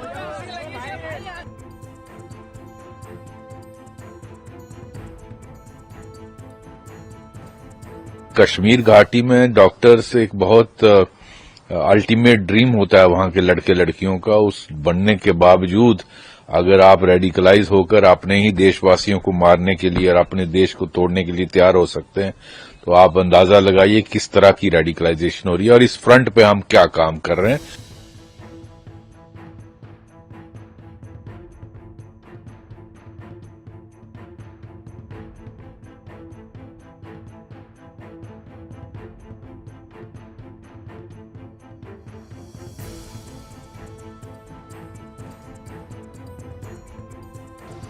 Investigators have identified Maulvi Irfan Wagha, also known as Imam Irfan, from Shopian in South Kashmir, as the mastermind who blended his dual identity, that of a preacher and healthcare worker, to influence and radicalize the educated youth.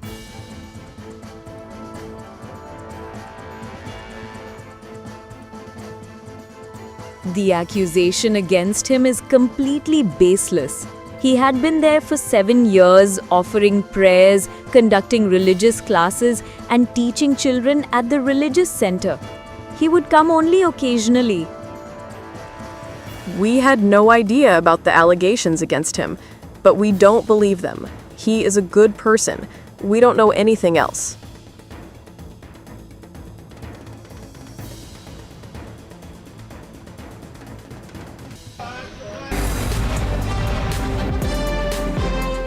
Hi, this is Sandeep Sekar, AD and CEO, Nippon India Mutual Fund, and I'm very excited to be part of India Economic Summit hosted by Republic Business happening on 28th of November 2025 at Republic Headquarters in Noida. See you there.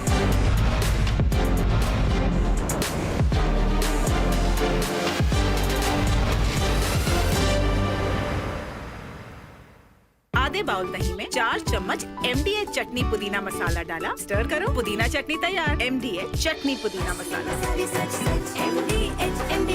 Some places feel like they've been waiting for you, where every piece speaks of legacy, from diamonds that celebrate ambition to festive gold that honors tradition. LD Sons.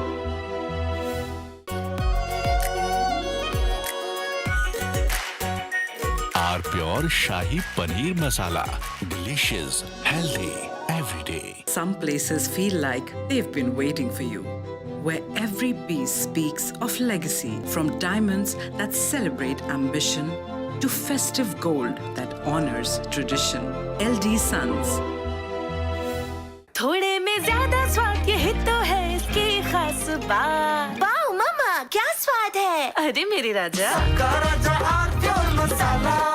China and Japan are clashing verbally over Taiwan. Tensions between China and Japan have risen over Taiwan's security. Japan has signaled it may intervene in a potential conflict, viewing it as a threat to its own stability. China condemned this as meddling, issuing strong warnings and summoning diplomats. This conflict started when Japan's newly appointed Prime Minister, Sanae Takaichi, issued a direct warning to China during a session of the country's parliament. She stated that a conflict in the Taiwan Strait could represent a survival-threatening situation for Japan, implying that Tokyo might need to intervene militarily to protect its interests. This marked a bold escalation in Japan's stance on the Taiwan issue, signaling readiness to support Taiwan against potential Chinese action. Takaichi's comments, delivered amid rising regional tensions, prompted an immediate and sharp rebuke from Beijing, highlighting the fragile balance in East Asia and the risk of broader confrontation. The remarks made by the Japanese leader on Taiwan constitute an interference in China's internal affairs and a serious violation of the One China principle and the basic norms governing international relations. Such words are extremely irresponsible and dangerous in nature and have caused very negative impact. Taiwan is an island of 23 million people, situated about 100 miles off China's southeast coast. China regards it as a breakaway province under the One China principle, insisting that other countries acknowledge this and avoid treating Taiwan as a sovereign state. Taiwan, however, maintains its own government, conducts elections, and runs an independent economy, a setup rooted in 1949 when China's civil war concluded with the defeated nationalist forces retreating to the island while the communists consolidated power on the mainland. This division has persisted without full-scale war, but mutual distrust has grown. China has intensified its military presence around Taiwan in recent years, viewing reunification as a national goal.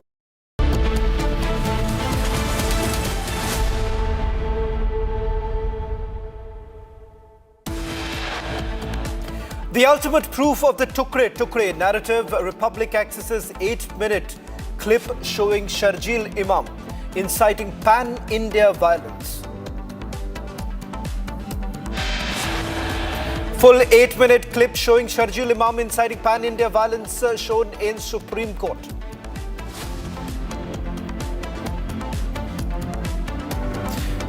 Big revelations in Delhi riots conspiracy hearing. Delhi police claims how Tukre gang plotted regime change. Controversy over invitation to anti-Sikh riots accused Jagdish Taitla at Indira Gandhi Memorial Prize ceremony. BJP hits out at the Congress's idea of peace. Early morning raids conducted by the State Investigation Agency at the Kashmir Times office. Security forces recover significant cache of weapons.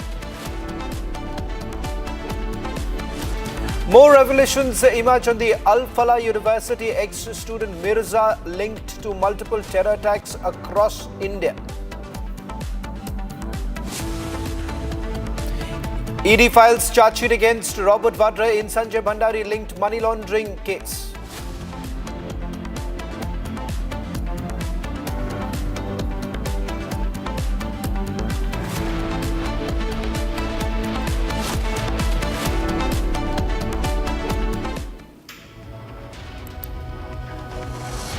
Starting this edition with some breaking news now coming in from the raids that are still going on in Jammu and Kashmir, where the police's State Investigation Agency has raided the Kashmir Times office. And this happens to be in Jammu, registering a case under Section 13 of the UAPA for allegedly propagating activities inimical to the state. During the raid, SIA officials have also seized digital devices, AK-47 cartridges, pistol rounds and grenade levers. The editors of Kashmir Times refuted the allegations, calling them baseless and a coordinated effort to silence independent journalists while demanding withdrawal of the charges and protection of press freedom. I want to once again highlight the fact that the SIA, which is the investigation wing, has basically recovered arms and ammunition from premises which are run by Kashmir Times. On your screens right now, these are the latest images coming in from Jammu, where Kashmir Times office has now been sealed. We'll go across to our reporter on the ground getting us the latest. Gursimran, Kashmir Times, a well-circulated newspaper for quite some time, and now it's run digitally. It seems arms and ammunition have been recovered. Is there an official confirmation coming in from the Jammu and Kashmir police that they have in fact found arms inside the premises of Kashmir Times? Yes, Shawan, having spoken to some of the officials that were part of the raids as well as the top brass of the State Investigation Agency, we can confirm that there has been a recovery of the unused and used AK and the pistol rounds, along with 3 levers of grenades that have been recovered from the premises. Apart from that, what we have seen by ourselves, that there have been several DVDs that have been recovered, hard disks which are somewhere around 5 to 6 hard disks that have been recovered. Some other storage devices that include pen drives have also been recovered. Some documents have also been seized. These were files, at least 7 to 8 files that were taken by the teams of the State Investigation Agency. If you're there at the spot, if you can just move around and show us what's really happening on the ground? Because as I understand, we are being told that the Kashmir Times office has been sealed. Yes, Shravan, presently we are moving with the teams of the SIA because they had to actually, they have taken one of the suspects with them. So they have to produce them if they are to arrest them before the judge. This is one of the persons who was part of, who's actually managing the day-to-day affairs of the Kashmir Times for last couple of years, because both the editors, that is Anuradha Bhasin and Prabodh Jamwal, they were out of India. They were in the United States. So on their behest, he was the one who was actually managing the affairs. So he has now been taken along with the SIA team. SIA team is taking them to the several locations, out of which they are actually trying to verify some details, including the house of the Prabodh Jamwal in the Gandhinagar area of Jammu that now belongs to their sister, because after some legal procedure it was handed over to their sister. So there they have also taken them, and now it is believed that if he is found to be guilty, he will be officially arrested by SIA. So we are waiting for that confirmation. He's been taken to several locations. Just got visuals of what was recovered from inside the Kashmir Times office. 2 boxes that I saw SIA team taking inside the vehicle. Did you actually yourself see any arms and ammunition that have been recovered, or these were just documents that they had kept inside the box? Shravan, the first box, it was only having DVDs. The second box, it was having some of the hard disks, and along with the hard disk, there were 3 packed. These were actually stamped and sealed packets that had written on them that the seizure has been done under the Unlawful Activities Prevention Act, Section 13. So that somewhat hints that they might have the that seizure of the ammunition that has been recovered, because these were in 3 different packets, and the recoveries, if you speak of, they are also in 3 different sets, because 3 levers have been recovered, the grenade levers, then the rounds, used and unused rounds of AK series rifle, and then used and unused rounds of the pistol, the 9mm pistol, which is said to be. So these three were inside, actually they were totally packed and sealed and stamped by the SIA teams, and having written the UAP's 13 section that has been invoked because of the case that has been registered by the State Investigation Agency. A serious case now being looked into by the SIA of the Jammu and Kashmir Police, and charges that have been leveled against Kashmir Times editors of having in possession arms and ammunition. In fact, the recovery that has been made will also be produced before the court. There's a statement that has already been issued by the editors. Shifting focus now to the terror doctor module case. Republic TV has accessed videos of the recovery that was made on 10th of November, the very day when the blast actually took place, and we were given to understand that over 300 kilogram of ammonium nitrate was basically recovered. Sources had indicated that 18 bags were in which these explosives were kept. Now on your screens, we will try and go full frame with those latest visuals now coming in. This is the sacks that were basically recovered the moment the Faridabad police had actually entered Fatehpur Taga area of Faridabad, when they spotted about 18 bags of ammonium nitrate. Remember, this is the explosive that has been used in the blast that was carried out near Red Fort area that very evening. The bombing was carried out by terrorist Dr. Omar Nabi, and in fact it turns out that this was just one of the many places where they had stocked the explosive materials. We have just accessed the photograph as well as visuals of these bags that were recovered by Faridabad police as well as Jammu and Kashmir police. Getting us these videos are my colleague Shambhavi. I'm going to go across to her to get you the latest with regards to the investigation that has been carried out so far. Shambhavi, you've just accessed the latest visual from Fatehpur Taga area. This is one of the houses where the explosives were kept. In fact, you were one of the first reporters to have actually entered this very house.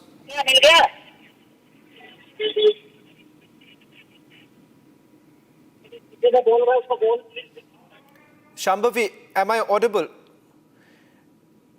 In fact, Shambhavi did actually go to this very place and filed a report when the ammonium nitrate was recovered by Faridabad police. As you can see, it is much more than what we had initially reported, that there would be 18 bags. That's the first indication that we had got, but it seems that it was much more, over 350 kilogram of ammonium nitrate that has been recovered. Let me go across to my colleague Shambhavi getting us the latest details. Shambhavi, initially, we were told that there were two houses from where the explosives were recovered. One house had about 18 bags. Is this the same place from where the ammonium nitrate was recovered? Well, this is a place at Faridabad. This is an area called Fatehpur Doga, and this is a very secluded village. And the room that you can see in the video right now is the same place from where 360 kgs of ammonium nitrate was seized by the authorities, by the Jammu and Kashmir crime branch and also Haryana crime branch. And initially, the reports, the sources was telling us that there were 18 bags, and each bags weighed around 20 to 40 kgs, but in the video you can clearly see that there are more than 50 bags weighing around 5 to 10 kgs each. And the same room where we were among the first people who were able to enter the house, and we showed the entire area. You can also see from our reports the same stove, that is the same stove and cylinder in the corner of the room. You can see in the video it is on the extreme left corner, and several packets, several bags of ammonium nitrate, and that bags have a label of fertilizer, although it had ammonium nitrate, which is usually called the white powder. And the same room, a little bit about the location of the room. If we understand, when you enter the Faridabad Doga village, there is a house which is surrounded by fields on all ends, and just in the middle of it stood a small house. If you enter it, there are about 3 rooms. One of the rooms had this 360 kgs of ammonium nitrate. The other 2 rooms, there are separate families living there.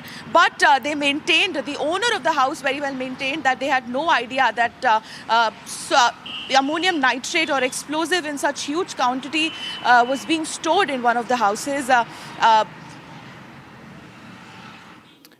Well, thank you very much, Shambhavi, for getting us the latest details.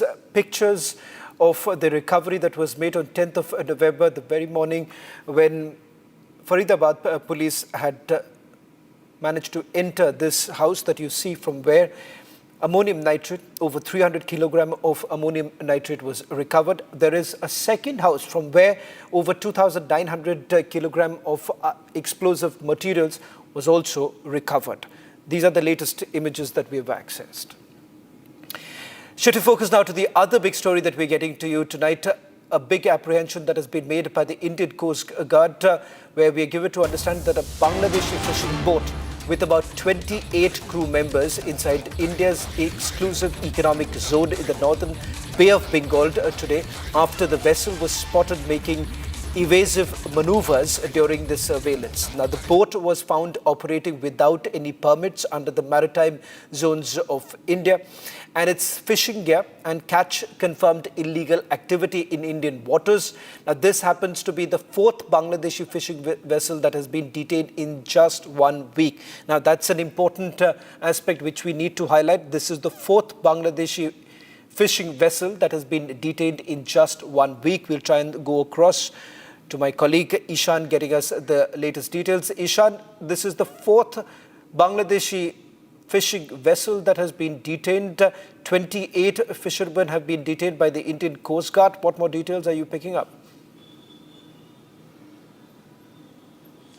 The Indian Coast Guard has increased its surveillance and patrolling of the international maritime boundary, and during the surveillance operation, the Indian Coast Guard has found about 4 fishing vessels that have been caught doing illegal fishing activity within India. These boats did not have any permits to fish under the Indian Fisheries Act, and no permits were granted to these fishermen to come across into the Indian economic zone.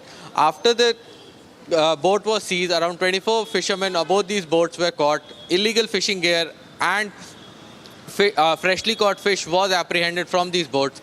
A total of 79 arrests in 3 boats have been made in the past week, 24 in the current boat. 23 in the previous one, and 14 apart from that. All these fishing activities have intensified after the Indian Coast Guard has started surveilling the international maritime boundaries. Now, these international maritime boundary drills have also taken place by the Indian Coast Guard, wherein they started making maneuvers and increasing satellite-based and tracker-based surveillance of the Indian's economic zone across the western and eastern borders. During these routine surveillance operations, these boats were noticed doing illegal fishing, and under apprehension, these boats were boarded by the Indian Coast Guard, and after boarding, the evidence of such illegal activities was seen and these boats were seized. These arrests have been made and they will be brought to India for further processing. Back to you. Well, thank you very much, Ishan, getting us the latest details as the investigation is still being carried out by the Indian Coast Guard. State police would essentially be handed over the fishermen who have been taken into detention. Well, it's been a historic day for Bihar as JDU Supremo Nitish Kumar took oath as the Chief Minister of Bihar for a record 10th time at the Gandhi Maidan in Patna. Altogether, 26 cabinet ministers took oath in presence of Prime Minister Narendra Modi and other top BJP leaders and NDA state chief ministers. Take a look at this report. मैं नीतीश कुमार सत्य निष्ठा से भारत के संविधान के प्रति सच्ची श्रद्धा और निष्ठा रखूंगा. For the record 10th time, JDU Supremo Nitish Kumar took oath as the Bihar Chief Minister today at the Gandhi Maidan in Patna following the NDA's decisive victory in the state assembly elections. मैं नीतीश कुमार सत्य निष्ठा से प्रतिज्ञान करता हूं कि मैं विधि द्वारा स्थापित भारत के संविधान के प्रति सच्ची श्रद्धा और निष्ठा रखूंगा. Alongside Nitish Kumar, BJP leaders Samrat Chaudhary and Vijay Sinha took oath as Bihar's deputy chief ministers, marking a significant moment in the new state government formation.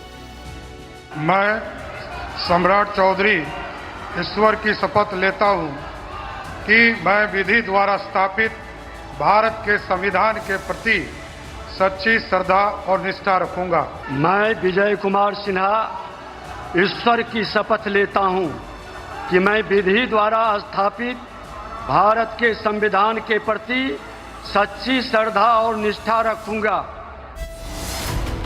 Meanwhile, altogether 26 cabinet ministers took oath today, out of which 14 are from the BJP, 8 from the JDU, 2 from LJP Ramvilas and 1 each from Hindustani Awam Morcha Secular and Rashtriya Lok Morcha.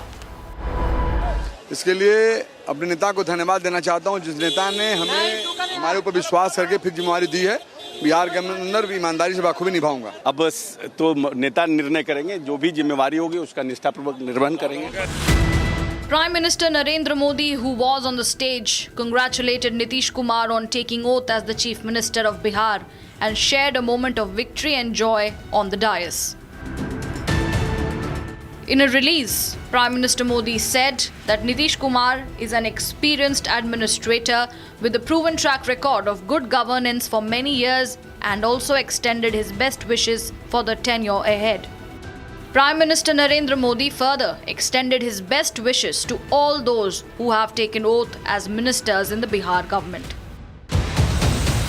The swearing-in ceremony was also attended by other bigwigs such as Amit Shah, JP Nadda, Union Ministers Rajnath Singh and Dharmendra Pradhan and Chief Ministers of all the NDA-ruled states. Several ministers of the centre who attended the grand swearing-in ceremony spoke exclusively to the public as they expressed joy over the historic oath-taking ceremony.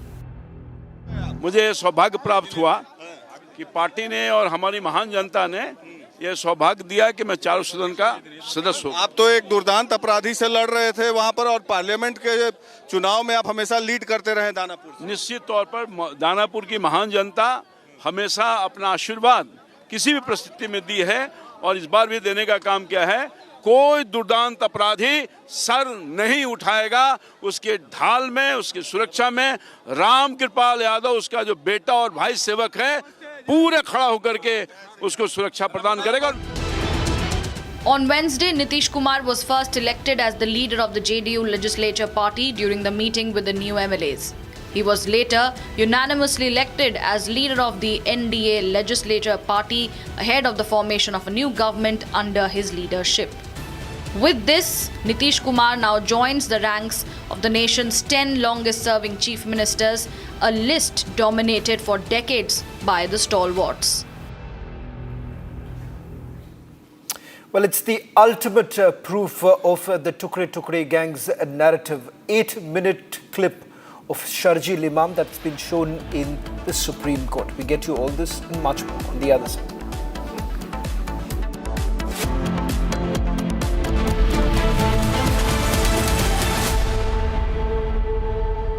Amity has been ranked India's #1 not-for-profit private university for 11th year, with top 10 ranked institutions in management, engineering, biotech, law, masscom, telecom, hospitality, fashion and more.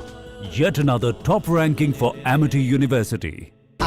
Pure सूजी pasta उबालो मिलाओ और खाओ 8 minute में तैयार। क्या taste है सबका राजा pure masala. Some places feel like they've been waiting for you, where every piece speaks of legacy, from diamonds that celebrate ambition to festive gold that honors tradition. LD Sons. दादी के हाथों का जादू और खुशबू से महकता घर, माँ की मुस्कुराहट और खाने की सुगंध। MDH गरम मसाला, क्योंकि हर रिश्ता है स्वाद से जुड़ा। Some places feel like they've been waiting for you, where every piece speaks of legacy, from diamonds that celebrate ambition to festive gold that honors tradition. LD Sons.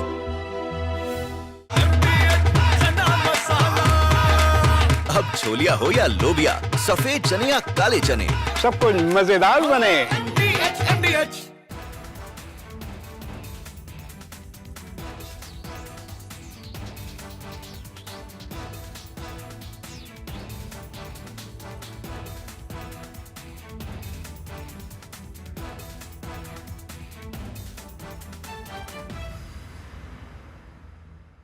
China and Japan are clashing verbally over Taiwan. Tensions between China and Japan have risen over Taiwan's security. Japan has signaled it may intervene in a potential conflict, viewing it as a threat to its own stability. China condemned this as meddling, issuing strong warnings and summoning diplomats. This conflict started when Japan's newly appointed Prime Minister, Sanae Takaichi, issued a direct warning to China during a session of the country's parliament. She stated that a conflict in the Taiwan Strait could represent a survival-threatening situation for Japan, implying that Tokyo might need to intervene militarily to protect its interests. This marked a bold escalation in Japan's stance on the Taiwan issue, signaling readiness to support Taiwan against potential Chinese action. Takaichi's comments, delivered amid rising regional tensions, prompted an immediate and sharp rebuke from Beijing, highlighting the fragile balance in East Asia and the risk of broader confrontation. The remarks made by the Japanese leader on Taiwan constitute an interference in China's internal affairs and a serious violation of the One China principle and the basic norms governing international relations. Such words are extremely irresponsible and dangerous in nature and have caused very negative impact. Taiwan is an island of 23 million people, situated about 100 miles off China's southeast coast. China regards it as a breakaway province under the One China principle, insisting that other countries acknowledge this and avoid treating Taiwan as a sovereign state. Taiwan, however, maintains its own government, conducts elections, and runs an independent economy, a setup rooted in 1949 when China's civil war concluded with the defeated nationalist forces retreating to the island while the communists consolidated power on the mainland. This division has persisted without full-scale war, but mutual distrust has grown. China has intensified its military presence around Taiwan in recent years, viewing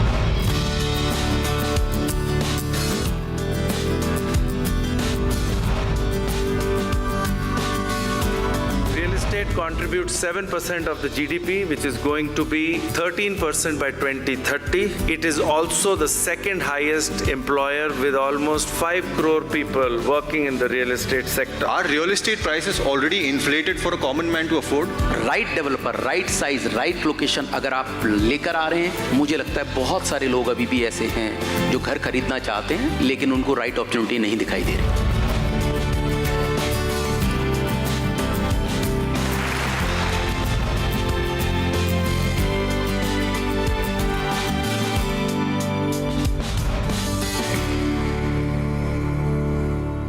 MDH की हल्दी मिर्ची धनिया करे कमाल, ये रंग दे, ये खुशबू दे, ये तीखा, ये कम पड़े, क्या निराला MDH मसाला। इसको घर पे लगाओगे तो शादी का तो पता नहीं, पर घर पक्का नहीं टूटेगा। रुंगटा नहीं तो घर स्ट्रॉन्ग नहीं। रुंगटा स्टील TMT बार एकदम सॉलिड।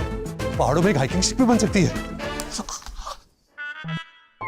ये है सीक्रेट रेसिपी MDH का जीरा सिप जल जीरा मसाला।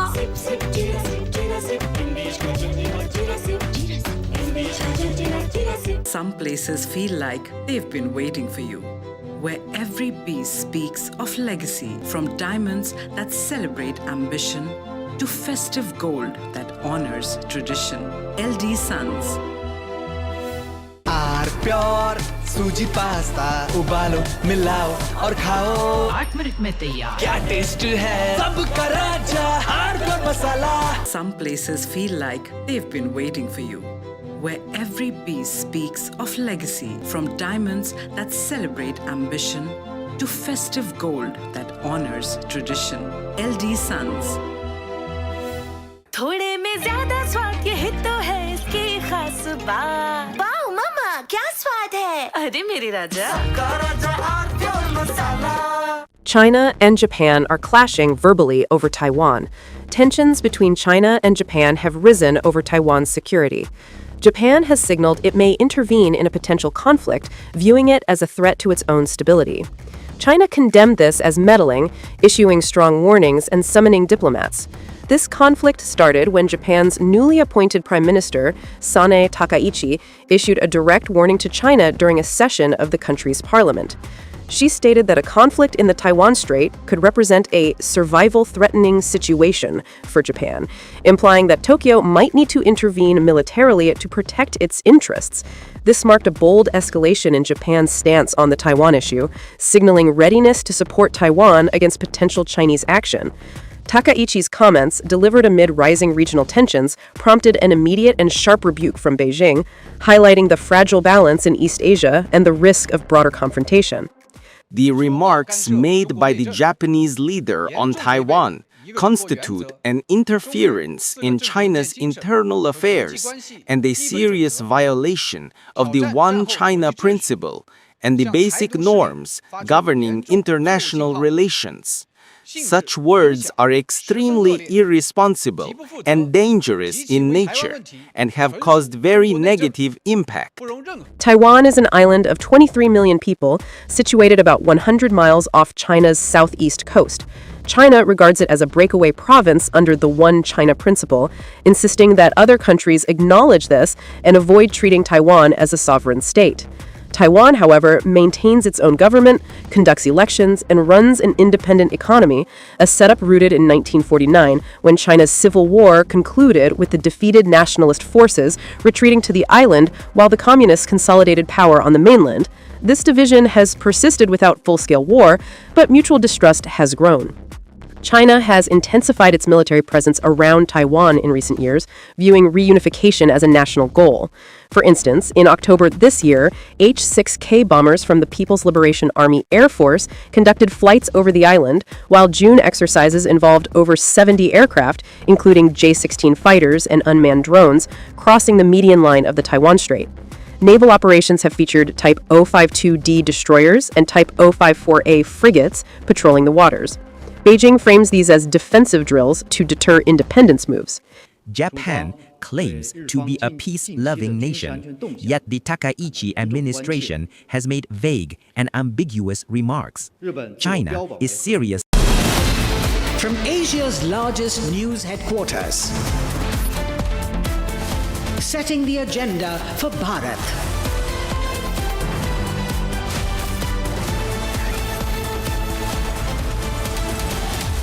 You're watching Republic.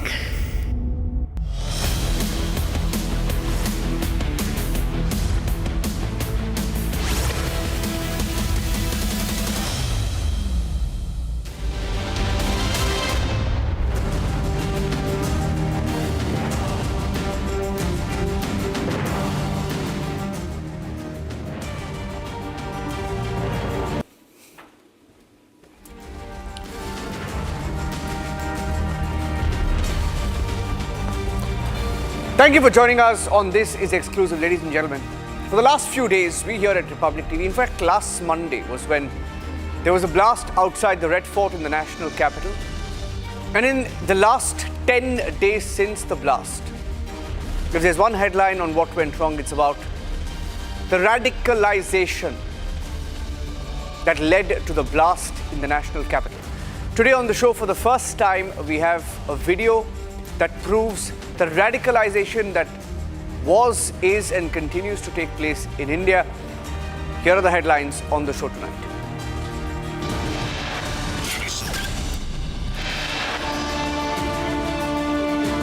The biggest proof of radicalization, the Sharjeel Imam hate tapes, 8-minute unedited video that was showed in the Supreme Court.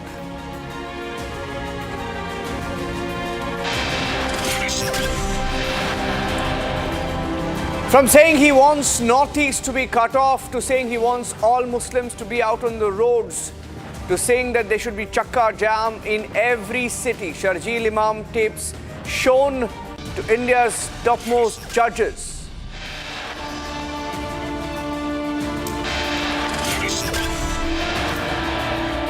Was it an Islamist plot for a regime change? The Delhi police says in the Supreme Court that the ultimate aim was to bring about a regime change in the national capital.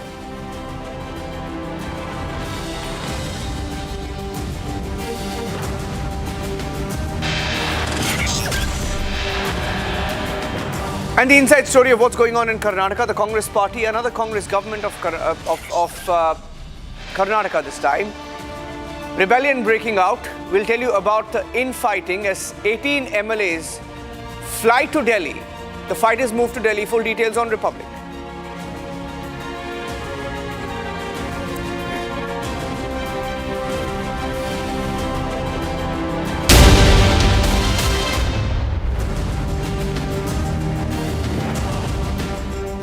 Thank you for staying with us here on This Is Exclusive. During the hearing of a case related to the 2020 Delhi riots, some revelations were made in court today as the police presented videos of Sharjeel Imam's provocative speeches before the Supreme Court. Now, for the first time since the 2020 Delhi riots, and it's been 5 years, we have accessed all videos of Sharjeel Imam. And in each of these videos, they're totally about 8 minutes. That's the total length of all of these clips put together.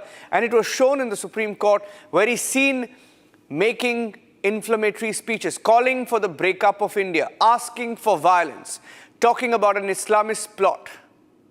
This is for the first time, and we're going to, on this show, play out each of those clips and go across to Ridwan and Bharadwaj, who are able to access each of these clips. Let me first up play clip number 1 of Sharjeel Imam. And this is the clip where he talks about an attempt. He says 5 lakh Muslims are enough to cut off the Northeast from India. This is a video dated the 16th of January that we are playing out for you from 2020. This speech was in Aligarh. Sharjeel Imam, in this speech, asking for India to be broken up into different pieces. Take a listen. 5 lakh लोग हमारे पास हो organised तो हम हिंदुस्तान और north east को permanently cut कर सकते हैं, पर हम परमानेंटली नहीं तो कम से कम 1 आध महीने के लिए तो कट कर ही सकते हैं। मतलब इतना मवाद डालो पटरियों पर, रोड पे, उनको हटाने में 1 महीना लगे, ठीक ही नहीं। जाए एयरफोर्स से, असम को काटना हमारी जिम्मेदारी है। असम और इंडिया कट के अलग हो जाए, जितने भी जो भी यहाँ से सप्लाई जा रहा है बंद करो, और वो बंद कर सकते हैं क्योंकि चिकन नेक्स्ट मुसलमानों का है। वो जो पहले भी शायद अर्ज कर चुका हूँ, अगर 5 लाख लोग हमारे पास हो ऑर्गेनाइज्ड तो हम हिंदुस्तान और नॉर्थ ईस्ट को परमानेंटली कट कर सकते हैं, पर हम परमानेंटली नहीं तो कम से कम 1 आध महीने के लिए तो कट कर ही सकते हैं। मतलब इतना मवाद डालो पटरियों पर, रोड पे, उनको हटाने में 1 महीना लगे, ठीक ही नहीं। जाए एयरफोर्स से, असम को काटना हमारी जिम्मेदारी है। असम और इंडिया कट के अलग हो जाए, जितने भी जो भी यहाँ से सप्लाई जा रहा है बंद करो, और वो बंद कर सकते हैं क्योंकि चिकन नेक्स्ट मुसलमानों का है। वो जो In the second clip that has been accessed by Republic TV, in this video, Sharjeel Imam, on the 23rd of January 2020, a few days before the Delhi riots in Chakhand, he said that the courts were going against Muslims. So he tried to attack the courts and planted a feeling of hatred against the judiciary in the minds of Muslims. Hear this speech, which was shown, by the way, to the Supreme Court today. This is the build-up to the riots, what happened in the build-up to the riots and why the riots took place. Take a listen. चीज पे इत्मीनान रख लें कि हमला मुसलमानों पर, ठीक है, इस बात पे पहले इत्मीनान कर लेंगे कि हमला संविधान पे नहीं है। संविधान तो बदलता रहता है, कल को इसी को संविधान बना देंगे। आप क्या कीजिएगा, क्या कर लीजिएगा? कोर्ट ने क्या किया बाबरी मस्जिद के साथ आपको पता है ना? कोर्ट ने कश्मीर में क्या किया आपको पता है? इस चीज को याद रखें कि अभी बहुत अर्जेंट मामला है, बहुत अर्जेंट मामला है। हमारे पास 4 हफ्ते 28 दिन है अगला जो हियरिंग है। अगले हियरिंग तक सरकार को छोड़ो, कोर्ट को इसकी नानी याद आ जाए। ये आपकी जिम्मेदारी, कोर्ट किसी का नहीं है। आपको लगता है कोर्ट आपका हमदर्द है? आपको ऐसा लगता है? बताइए, ट्रिपल तलाक में क्या किया इन लोगों ने? मुसलमान मर्दों को जेल भेजने का सामान किया है कि नहीं? बाबरी मस्जिद में क्या किया? आपकी जमीन छीन के किसी और को दे दी। ये कोर्ट आपका हमदर्द नहीं है। ये कोर्ट सीए में भी आपसे हमदर्दी नहीं जताएगा। And when you look at this particular clip, it's an 8-minute clip that was shown different aspects of what Sharjeel Imam and all of those who are associated with him in the Delhi riots tried to do. In one particular clip, they give away their entire plot, where he talks about how if anything happens in Delhi, the entire international media glare will be on India's national capital, which shows why. And he talks about how Muslims are safe in Delhi comparatively, and he says anything happens in Delhi, the entire world's attention will be on that event, and he was trying to generate a big event like the Delhi riots in the national capital. Listen in. जहां हम महफूज हैं, दिल्ली की खास बात क्या थी कि इंटरनेशनल मीडिया को आने में 5 मिनट लगते हैं, 5 मिनट। वहां अगर ये गोली चलाएं तो वो वीडियो पे आ जाएगा। दिल्ली में वैसे भी दिल्ली को ये कश्मीर बना नहीं सकते, आपको भी पता है। इन्हीं की जलालत होगी, हमारी नहीं होगी। अगर ये दिल्ली में गोली चलवाए, आर्मी लगवाए, तो जलालत किसकी है? मुसलमानों की नहीं, सरकार की जलालत। सरकार की को जलील होना पड़ेगा। जहां हम महफूज हैं, दिल्ली की खास बात क्या थी कि इंटरनेशनल मीडिया को आने में 5 मिनट लगते हैं, 5 मिनट। वहां अगर ये गोली चलाएं तो वो वीडियो पे आ जाएगा। दिल्ली में वैसे भी दिल्ली को ये कश्मीर बना नहीं सकते, आपको भी पता है। इन्हीं की जलालत होगी, हमारी नहीं होगी। अगर ये दिल्ली में गोली चलवाए, आर्मी लगवाए, तो जलालत किसकी है? मुसलमानों की नहीं, सरकार की जलालत। सरकार की को जलील होना पड़ेगा। Now, Sharjeel Imam, like Umar Khalid, and like the entire gang that was behind the 2020 Delhi riots. Now, all of them are in pictures, by the way, and we will show you those pictures in a short while. And those pictures are part of a chart sheet that was filed in court. There was a group that was operating, mobilizing Muslims in different parts of the country to come out on the streets, generate violence, pelt stones, attack the police, do whatever it takes to create anarchy, which the Delhi police says was a plan to bring about an Islamist regime change. Regime change are words used in the court. Listen to this, where Sharjeel Imam is asking his audience, and he says there are many supporters, asking them to come out on the streets, get hit if necessary, and create an atmosphere for riots and violence in the country. ये दिल्ली है भाई, ये flyover गिरे जरा, पूरी दुनिया को खबर हो, समझ रहे हैं ना? और तीसरी चीज, भैया लाठी खाने से न डरे। बिल्कुल। अगर किसी का हाथ टूटा है तो अलग बात है, किसी का पैर टूटा है तो अलग बात है। लाठी खाने से न डरे। एयर गैस से किसी को एलर्जी हो सकती है तो भागे, सही बात है। लाठी से एलर्जी ना समझे, लाठी दो चार तो पड़ेगी, लाठी खाने की कला भी सीख लें, समझ रहे हैं ना?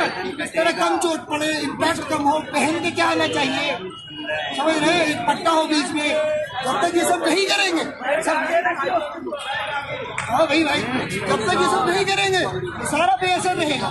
ये चिंगारी कहाँ जाएगी? आग कैसे लगेगी? आग लगाने के लिए दो काम करना होगा, लाठी खाने के लिए तैयार रहना होगा। और ये दिल्ली है भाई, ये फ्लाईओवर गिरे जरा, पूरी दुनिया को खबर हो, समझ रहे हैं ना? और तीसरी चीज, भैया लाठी खाने से न डरे। बिल्कुल। अगर किसी का हाथ टूटा है तो अलग बात है, किसी का पैर टूटा है तो अलग बात है। लाठी खाने से न डरे। एयर गैस से किसी को एलर्जी हो सकती है तो भागे, सही बात है। लाठी से एलर्जी ना समझे, लाठी दो चार तो पड़ेगी, लाठी खाने की कला भी सीख लें, समझ रहे हैं ना? इस तरह कम चोट पड़े, इम्पैक्ट कम हो, पहन के क्या आना चाहिए, समझ रहे हैं? एक पट्टा हो बीच में, जब तक ये सब नहीं करेंगे सब, हाँ भाई, जब तक ये सब नहीं करेंगे सारा बेअसर रहेगा। ये चिंगारी कहाँ जाएगी? आग कैसे लगेगी? आग लगाने के लिए दो काम करना होगा, लाठी खाने के लिए तैयार रहना होगा। I'd like to go across to Ridham and Bardwaj, who accessed the clips, my colleague. Ridham, we've played some parts of the clip. It's an 8-minute video that was shown in court. Many of these videos perhaps were not even in the public domain. So the investigators have pulled out every clip to show how this was planned, and they've gone into great detail. Now, what do you make of the content in these speeches? If you can give us a legal perspective on what this amounts to. If you actually see what Sharjeel Imam, the kingpin of the Delhi riots case, first Niranjan is saying, he's trying to say we need to ensure that just like in Delhi, there needs to be pan-India, a state that is caused that will permanently cut off India from the rest of, cut off parts of India. Several times he says from these tapes that have been there needs to be a chicken neck that is there and that needs to be set off, whether it's India and Assam that is cut off or something. But I want to also tell our viewers, ASG Raju, who was appearing in the court today, spoke for the Delhi police and said that what these kingpins are trying to do is have a deep-rooted and fervent complicity in engineering nationwide riots on communal lines, and that's exactly what he tried to do. The words that they've used, and this is most important, is that they wanted a regime change, and that's exactly what they were trying to do. Today, he's also pointed out two very critical things. First, he has said that these people, or people like-minded like them, try to do the same in our neighboring states of Bangladesh and Nepal. That's a very critical statement, which shows there might have been international support that might have been enjoyed by the kingpin of the Delhi riots case, that is Sharjeel Imam. There might have been international support, which we are very sure there could have been. And this is the larger picture that now needs to be looked into. They said the conspiracy had been executed by Sharjeel Imam, Umar Khalid and others. They struck at the very heart of the sovereignty of the country, but they also wanted to go to the extent of armed rebellion. They've also very clearly said something that Sharjeel Imam has said in this 8-minute tape that has been now released in the Supreme Court by the Delhi police, that this is very clear. This was done to draw the attention of the international media. And this is our second point. Today, for the very first time, Additional Solicitor General of India, Mr. S.V. Raju, who never minces his words, who's very cautious, who's very careful, who never says anything without having systematically thought about it, raised the parallel between Sharjeel Imam, the engineer, and the doctors in the Lal Killa blast, and said that there have also been white-collar terrorists who have been a part of such radical movements since earlier, which means, and I'm paraphrasing his words, of course, he said there were some engineers, some doctors who are not doing their job. He also said that these intellectuals are more dangerous than the downtrodden jihadi, which is very clearly for the first time there is also an attention being drawn to these white-collar terrorists, and therefore the link that has now been drawn. Today, There have been the Delhi blast case. Those accused have gone in the NI custody in the Patiala House Court. We have to see in this Delhi riots case, these kingpin don't try and get away with this. The international media's attention every time such a case comes across, Niranjan, whether it's the New York Times and S.V. Raju, the additional Solicitor General, mention New York Times, there are sympathy articles that are generated against these people without really knowing the anti-India sensational, disastrous, dangerous words that were said by him. This proof that we have accessed on Republic TV clearly shows that it was not just about a peaceful protest. It was calibrated. It was having a sovereignty of India that was there. It was a well-planned conspiracy to target the sovereignty of India. But I think the most important picture that is today coming forward, like you said, the pictures that have also earlier been accessed to us, they wanted a destruction of Bharat as we know it. Thank you for that, Rhythm. Thank you for getting us the video and also your analysis on what happens next in the case. I'd like to play out some of the other clips where he speaks about specifically 10,000 boys. He says, I have 10,000 boys in Jamia and imagine what they can do, unleash mayhem on the streets of Delhi. Here's that clip. जो steps हैं उनको clear रखना चाहिए। एक है कि sensitisation, awareness, whatever, और दूसरा है plan of action. Plan of action किसी के पास नहीं, सब सेंसिटाइजेशन की ही बात करते हैं। सेंसिटाइजेशन तो यकीनी तौर पे करना है हमें, लेकिन प्लान ऑफ एक्शन भी पैरेलल में होना चाहिए कि अगर हमारे पास क्रिटिकल मास जमा हो चुका है लोगों का, तो उनसे क्या किया जाए, क्या करवाया जाए, क्या कुछ कर सकते हैं। अगर हमारे पास जामिया में 10,000 जवान लड़के हैं तो वो क्या कर सकते हैं। दो जो स्टेप्स हैं उनको क्लियर रखना चाहिए। एक है कि सेंसिटाइजेशन, अवेयरनेस, व्हाटएवर, और दूसरा है plan of action. Plan of action किसी के पास नहीं, सब सेंसिटाइजेशन की ही बात करते हैं। सेंसिटाइजेशन तो यकीनी तौर पे करना है हमें, लेकिन प्लान ऑफ एक्शन भी पैरेलल में होना चाहिए कि अगर हमारे पास क्रिटिकल मास जमा हो चुका है लोगों का, तो उनसे क्या किया जाए, क्या करवाया जाए, क्या कुछ कर सकते हैं। अगर हमारे पास जामिया में 10,000 जवान लड़के हैं तो वो क्या कर सकते हैं। The next clip speaks about Shaheen Bagh. This is 2020, January 23rd, in a speech where Sharjeel Imam, who's, by the way, still in jail, and there is a huge campaign that is being fought for him by the ultra-wokes in Delhi. They want him out, and this is why they want him out, how dangerous he can be when he's out, where he's talking about creating 100 Shaheen Baghs across the country. He says Shaheen Bagh was successful because it was right next to a highway. He talks about how highways can be choked and that supplies can be cut off. He gives the plot away. Listen in. 100 cases होंगे, हम पे भी FIR होंगे, इसके लिए तो इत्मीनान से होंगे, लेकिन ये कामयाबी तभी मिलेगी जब 100 शाहीन बाग के जलाना पड़ेगा उसके टेंशन के हमको, नहीं तो आपका कोई पूछने वाला। 100 केसेस होंगे, हम पे भी एफआईआर होंगे, इसके लिए तो इत्मीनान से होंगे, लेकिन ये कामयाबी तभी मिलेगी जब 100 शाहीन बाग के जलाना पड़ेगा उसके टेंशन के हमको, नहीं तो आपका कोई पूछने वाला। 100 केसेस होंगे, हम पे भी एफआईआर होंगे, इसके लिए तो इत्मीनान से होंगे, लेकिन ये कामयाबी तभी मिलेगी जब 100 शाहीन बाग के जलाना पड़ेगा उसके टेंशन के हमको, नहीं तो आपका कोई पूछने वाला। सिटीजनशिप का रजिस्टर बन रहा है और जिनको निकालने की बात हो रही है, वो किसकी जिम्मेदारी है, वो कहाँ से बेघर हुए। वो बेघर इसलिए हुए कि उनको भागना था, उनको बंगाल ने भगाया था? नहीं, हिंदुस्तान और पाकिस्तान की जंग हुई थी, ये याद रखिएगा। हिंदुस्तान और पाकिस्तान की जंग के पादाश में लाखों करोड़ों लोग बेघर हुए और उनकी जिम्मेदारी अकेली न आसाम की है, न पाकिस्तान की है, न बांग्लादेश की है। ये पहले तो एक इंटरनेशनल प्रॉब्लम है, इस बात को याद रखिएगा कि ये इंटरनेशनल प्रॉब्लम है और एक सरकार की मनमानी हम कभी कबूल नहीं करेंगे। जब ये बात कम से कम 5-6 मुल्कों की है, 4-5 तो आपकी नजर के सामने है, तो क्या हम एक सरकार की मनमानी कबूल करेंगे? मुस्लिम स्टूडेंट्स के नाम से प्लेटफॉर्म बनाए ताकि हम लोग यही सकें। 2 हफ्ते से यही कर रहे हैं। हमारी ख्वाहिश और हमारी आरज़ू ये है कि दिल्ली में चक्का जाम हो, और सिर्फ दिल्ली में नहीं, देश के जहाँ जिस शहर में मुसलमान कर सकता है, मुसलमान हिंदुस्तान के 500 शहरों में चक्का जाम कर सकते हैं। ठीक है, और काम करने का एक ही तरीका है, वो है सड़क बंद, माल बंद करो, इनका सामान हम जाने नहीं देंगे।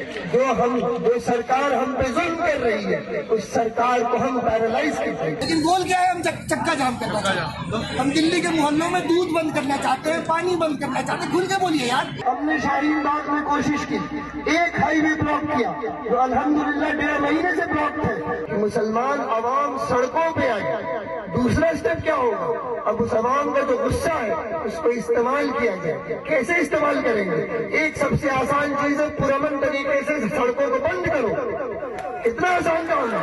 तो अब मैं दिल्ली की बात पर आता हूँ। दिल्ली में हम यहाँ से आने के पहले ही 5 दिसंबर 6 दिसंबर से ही हमने पर्चे बांटने, हम जेएनयू के मुस्लिम तलबा के हमने पर्चे बांटने शुरू कर दिए थे।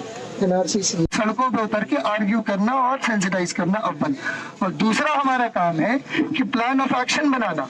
और प्लान ऑफ एक्शन कोई एब्सोल्यूट तो नहीं है एक इंडिया के लिए, हर मोहल्ले के लिए और हर इलाके के लिए अलग प्लान ऑफ एक्शन बनेगा। जैसे शाहीन बाग में बगल से हाईवे जाती थी तो ये मुमकिन था कि भीड़ बैठी हुई है, उनको बस कन्विंस कर दो कि यहीं बैठे रहो। एक और ब्लॉक कर देंगे तो हालत उनकी खराब हो जाएगी, और डीएनडी किसी दिन ब्लॉक हो गया तो मजा ही आ जाएगा। और डीएनडी बिल्कुल नो मैंस लैंड में है, दोनों साइड कोई नहीं। तो हम लोग क्या कर सकते हैं? हम लोग किसी सुबह 5-6 लोग पहुंचे, बैठ गए, पुलिस का इंतजार करेंगे। पीक टाइम पे पहुंचना है 8-9 बजे की, पुलिस भी ना आ पाए। And on the show, talking about radicalization, we have a story from Kerala and it's a Republic TV exclusive. And on the show this evening, a case involving a 16-year-old, ladies and gentlemen, a 16-year-old boy reported to have been exposed to radical material by his own family, coerced into joining the Islamic State. And now authorities are saying that the boy's mother, 16-year-old's mother, along with her live-in partner, is accused of forcing a 16-year-old to consume extremist videos, and that's what led him to joining the Islamic State. Reports indicating that the mother, who converted from Christianity to Islam, she was from Kerala and currently resides in the UK with her partner, who also has links to the ISIS, by the way. The partner is believed to be the brother of a suspected ISIS operative. Republic spoke to the DGP in Kerala. We spoke to the Kerala State Police Chief Chandrasekhar on the latest developments on the case of a 16-year-old who was forcefully radicalized. Take a listen.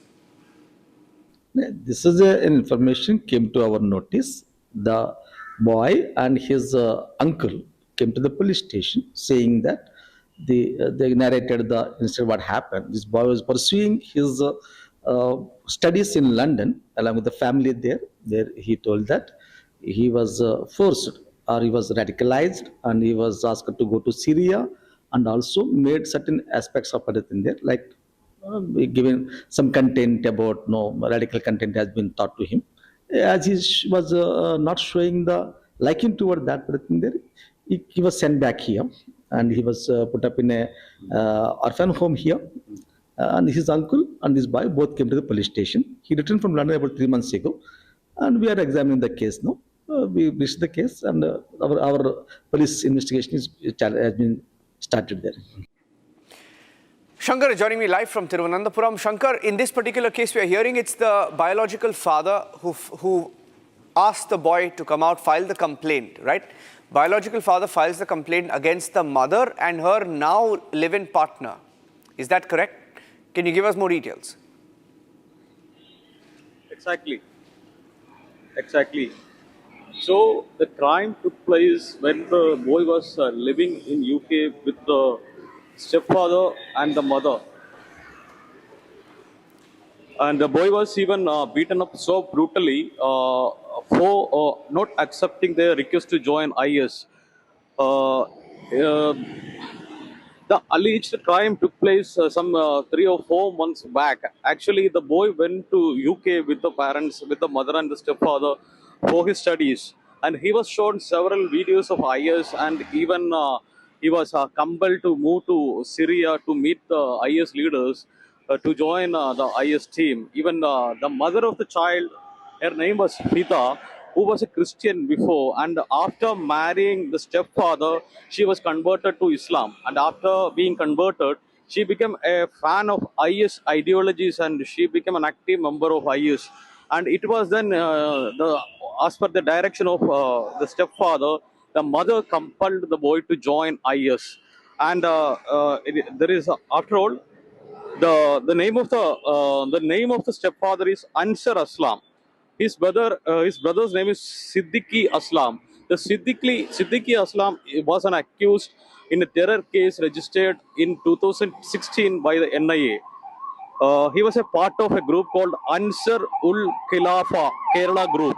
Actually, the group was plotting several attacks in Kerala and Tamil Nadu in 2016, and the Siddiqui was arrested by the NIA in 2016. In 2018, he was sentenced to 3-year imprisonment.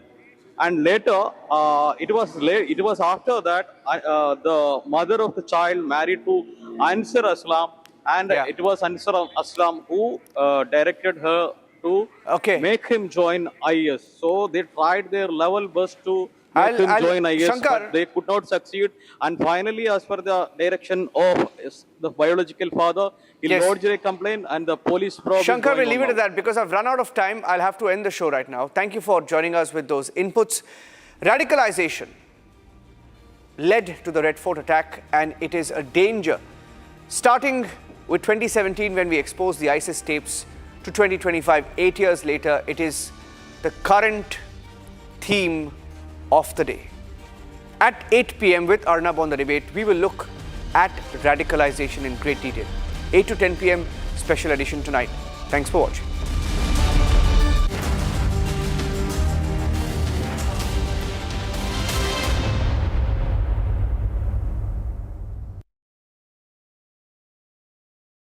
Co-powered by Century Ply Club Prime. Raho Befikar. Amity has been ranked India's #1 not-for-profit private university for 11th year, with top 10 ranked institutions in management, engineering, biotech, law, mass comm, telecom, hospitality, fashion and more. Yet another top ranking for Amity University. मुस्कुराए लड़खड़ाए जिंदगी चाहे जो भी हो। Sir, patient के लिए कौन सा रूम प्रेफर करेंगे आप? जिंदगी भर के प्यार का कोई रेट कार्ड नहीं होता। Tata AIG health insurance, with you like family, with you always. Our pure shahi paneer masala, delicious, healthy every day. इसको घर पे लगाओगे तो शादी का तो पता नहीं, पर घर पक्का नहीं टूटेगा। रूंगटा नहीं तो घर स्ट्रॉन्ग नहीं। रूंगटा स्टील TMT बार एकदम सॉलिड। पहाड़ों में एक हाइकिंग स्टिक भी बन सकती है। आधे बाउल दही में 4 चम्मच MDH चटनी पुदीना मसाला डाला, स्टर करो, पुदीना चटनी तैयार। MDH चटनी पुदीना मसाला। Some places feel like they've been waiting for you, where every piece speaks of legacy, from diamonds that celebrate ambition to festive gold that honors tradition. LD Sons. दादी के हाथों का जादू और खुशबू से महकता घर, माँ की मुस्कुराहट और खाने की सुगंध। MDH गरम मसाला, क्योंकि हर रिश्ता है स्वाद से जुड़ा।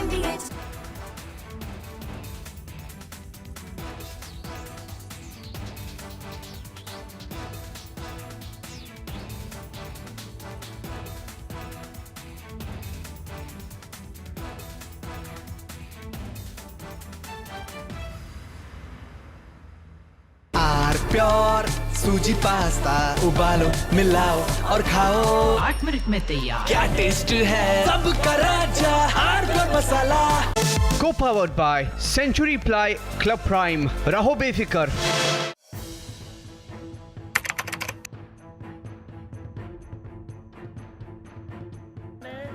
So in the past, we would see most of the terrorists who would get arrested, they would be like the people who would be working at a very low level. But today we have seen the white collar suspect.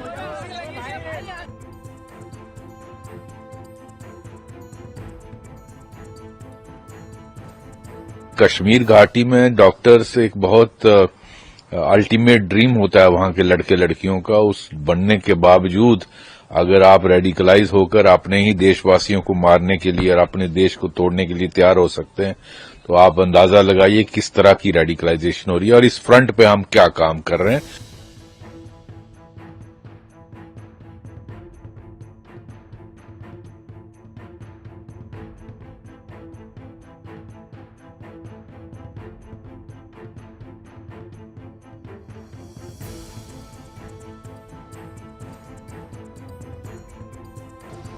Investigators have identified Maulvi Irfan Wagha, also known as Imam Irfan, from Shopian in South Kashmir.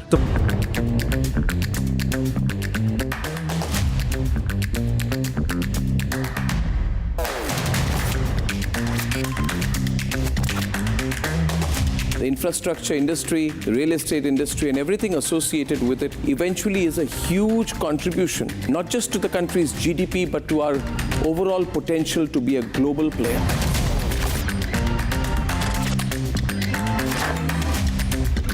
What's the big picture? Let's set the context to this. Why are we doing this? We are bringing about a very credible voice for the home buyers, for the real estate investors, through Republic TV's amazing platform.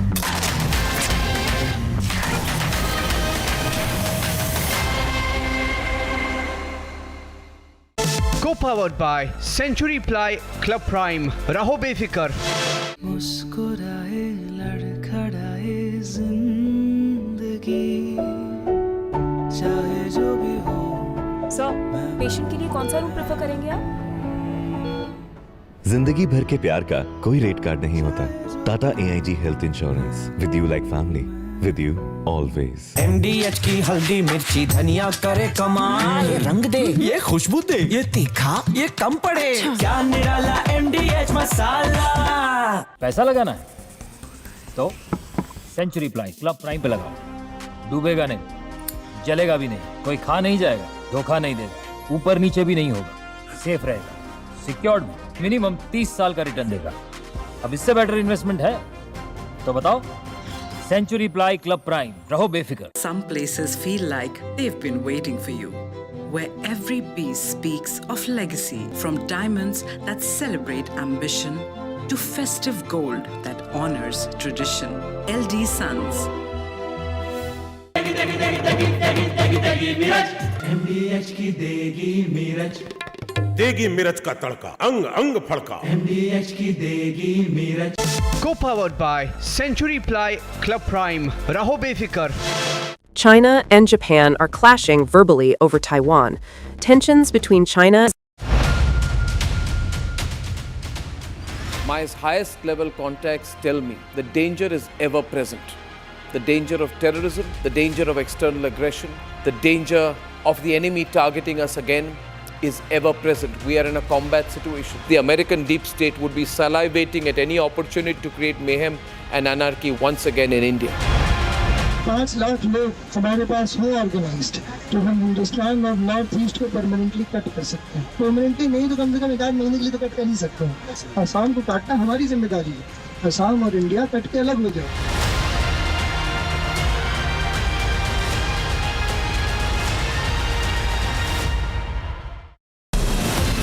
From Asia's largest news headquarters, setting the agenda for Bharat.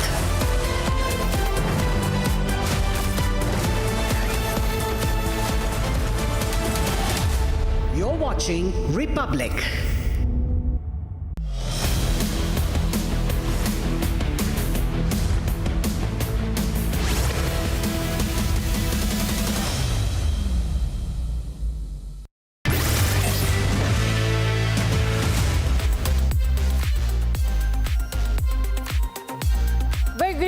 It's time for the stories that are breaking the internet today. The stories that are viral and ones you cannot miss. We begin with India celebrating its boxers who have clinched gold medals after medals at the World Boxing Cup Finals 2025 today. And we'll be joined by one of the medalists in a short while from now on the show.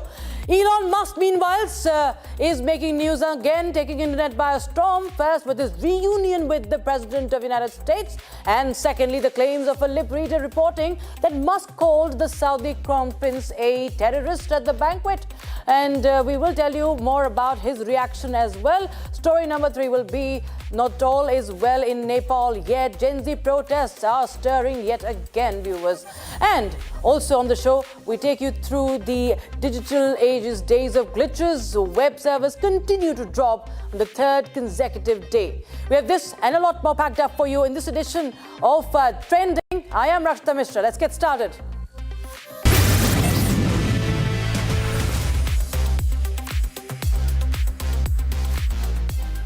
India might just be set to celebrate a major win today. In fact, India already has its medal list. For now, Meenakshi Huda, Arundhati Chowdhury, Preeti Pawar and Nupur Sherran have made the country proud today by bagging 4 gold medals at the World Cup Finals 2025, winning their respective final bouts. Meenakshi gave India the first elusive gold in the 48 kilograms category, defeating Uzbekistan boxer Farzona Fozilova in the finals. Arundhati and Preeti won their respective final bouts.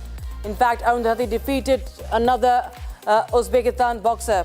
Okay, I'm told that Nupur Sherran is joining us on the broadcast. Nupur, many congratulations to you. You won the 80 plus kilograms category. How are you feeling? It's been a wonderful, a performance by all our women boxers today.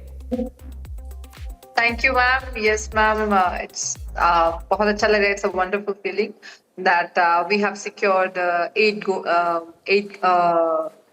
7 golds and 1 silver and 2 bronze medals in World Cup. So it's really nice और बहुत अच्छा लग रहा है, ma'am. Right. In fact, we have seen that throughout this tournament, we have been performing well. And आपने अभी कुछ दिन पहले भी हमने देखा किस तरह से काफ़ी, in September also, you had a wonderful run. Tell us what's been your secret. I think you've been on a roll this entire year, Nupur.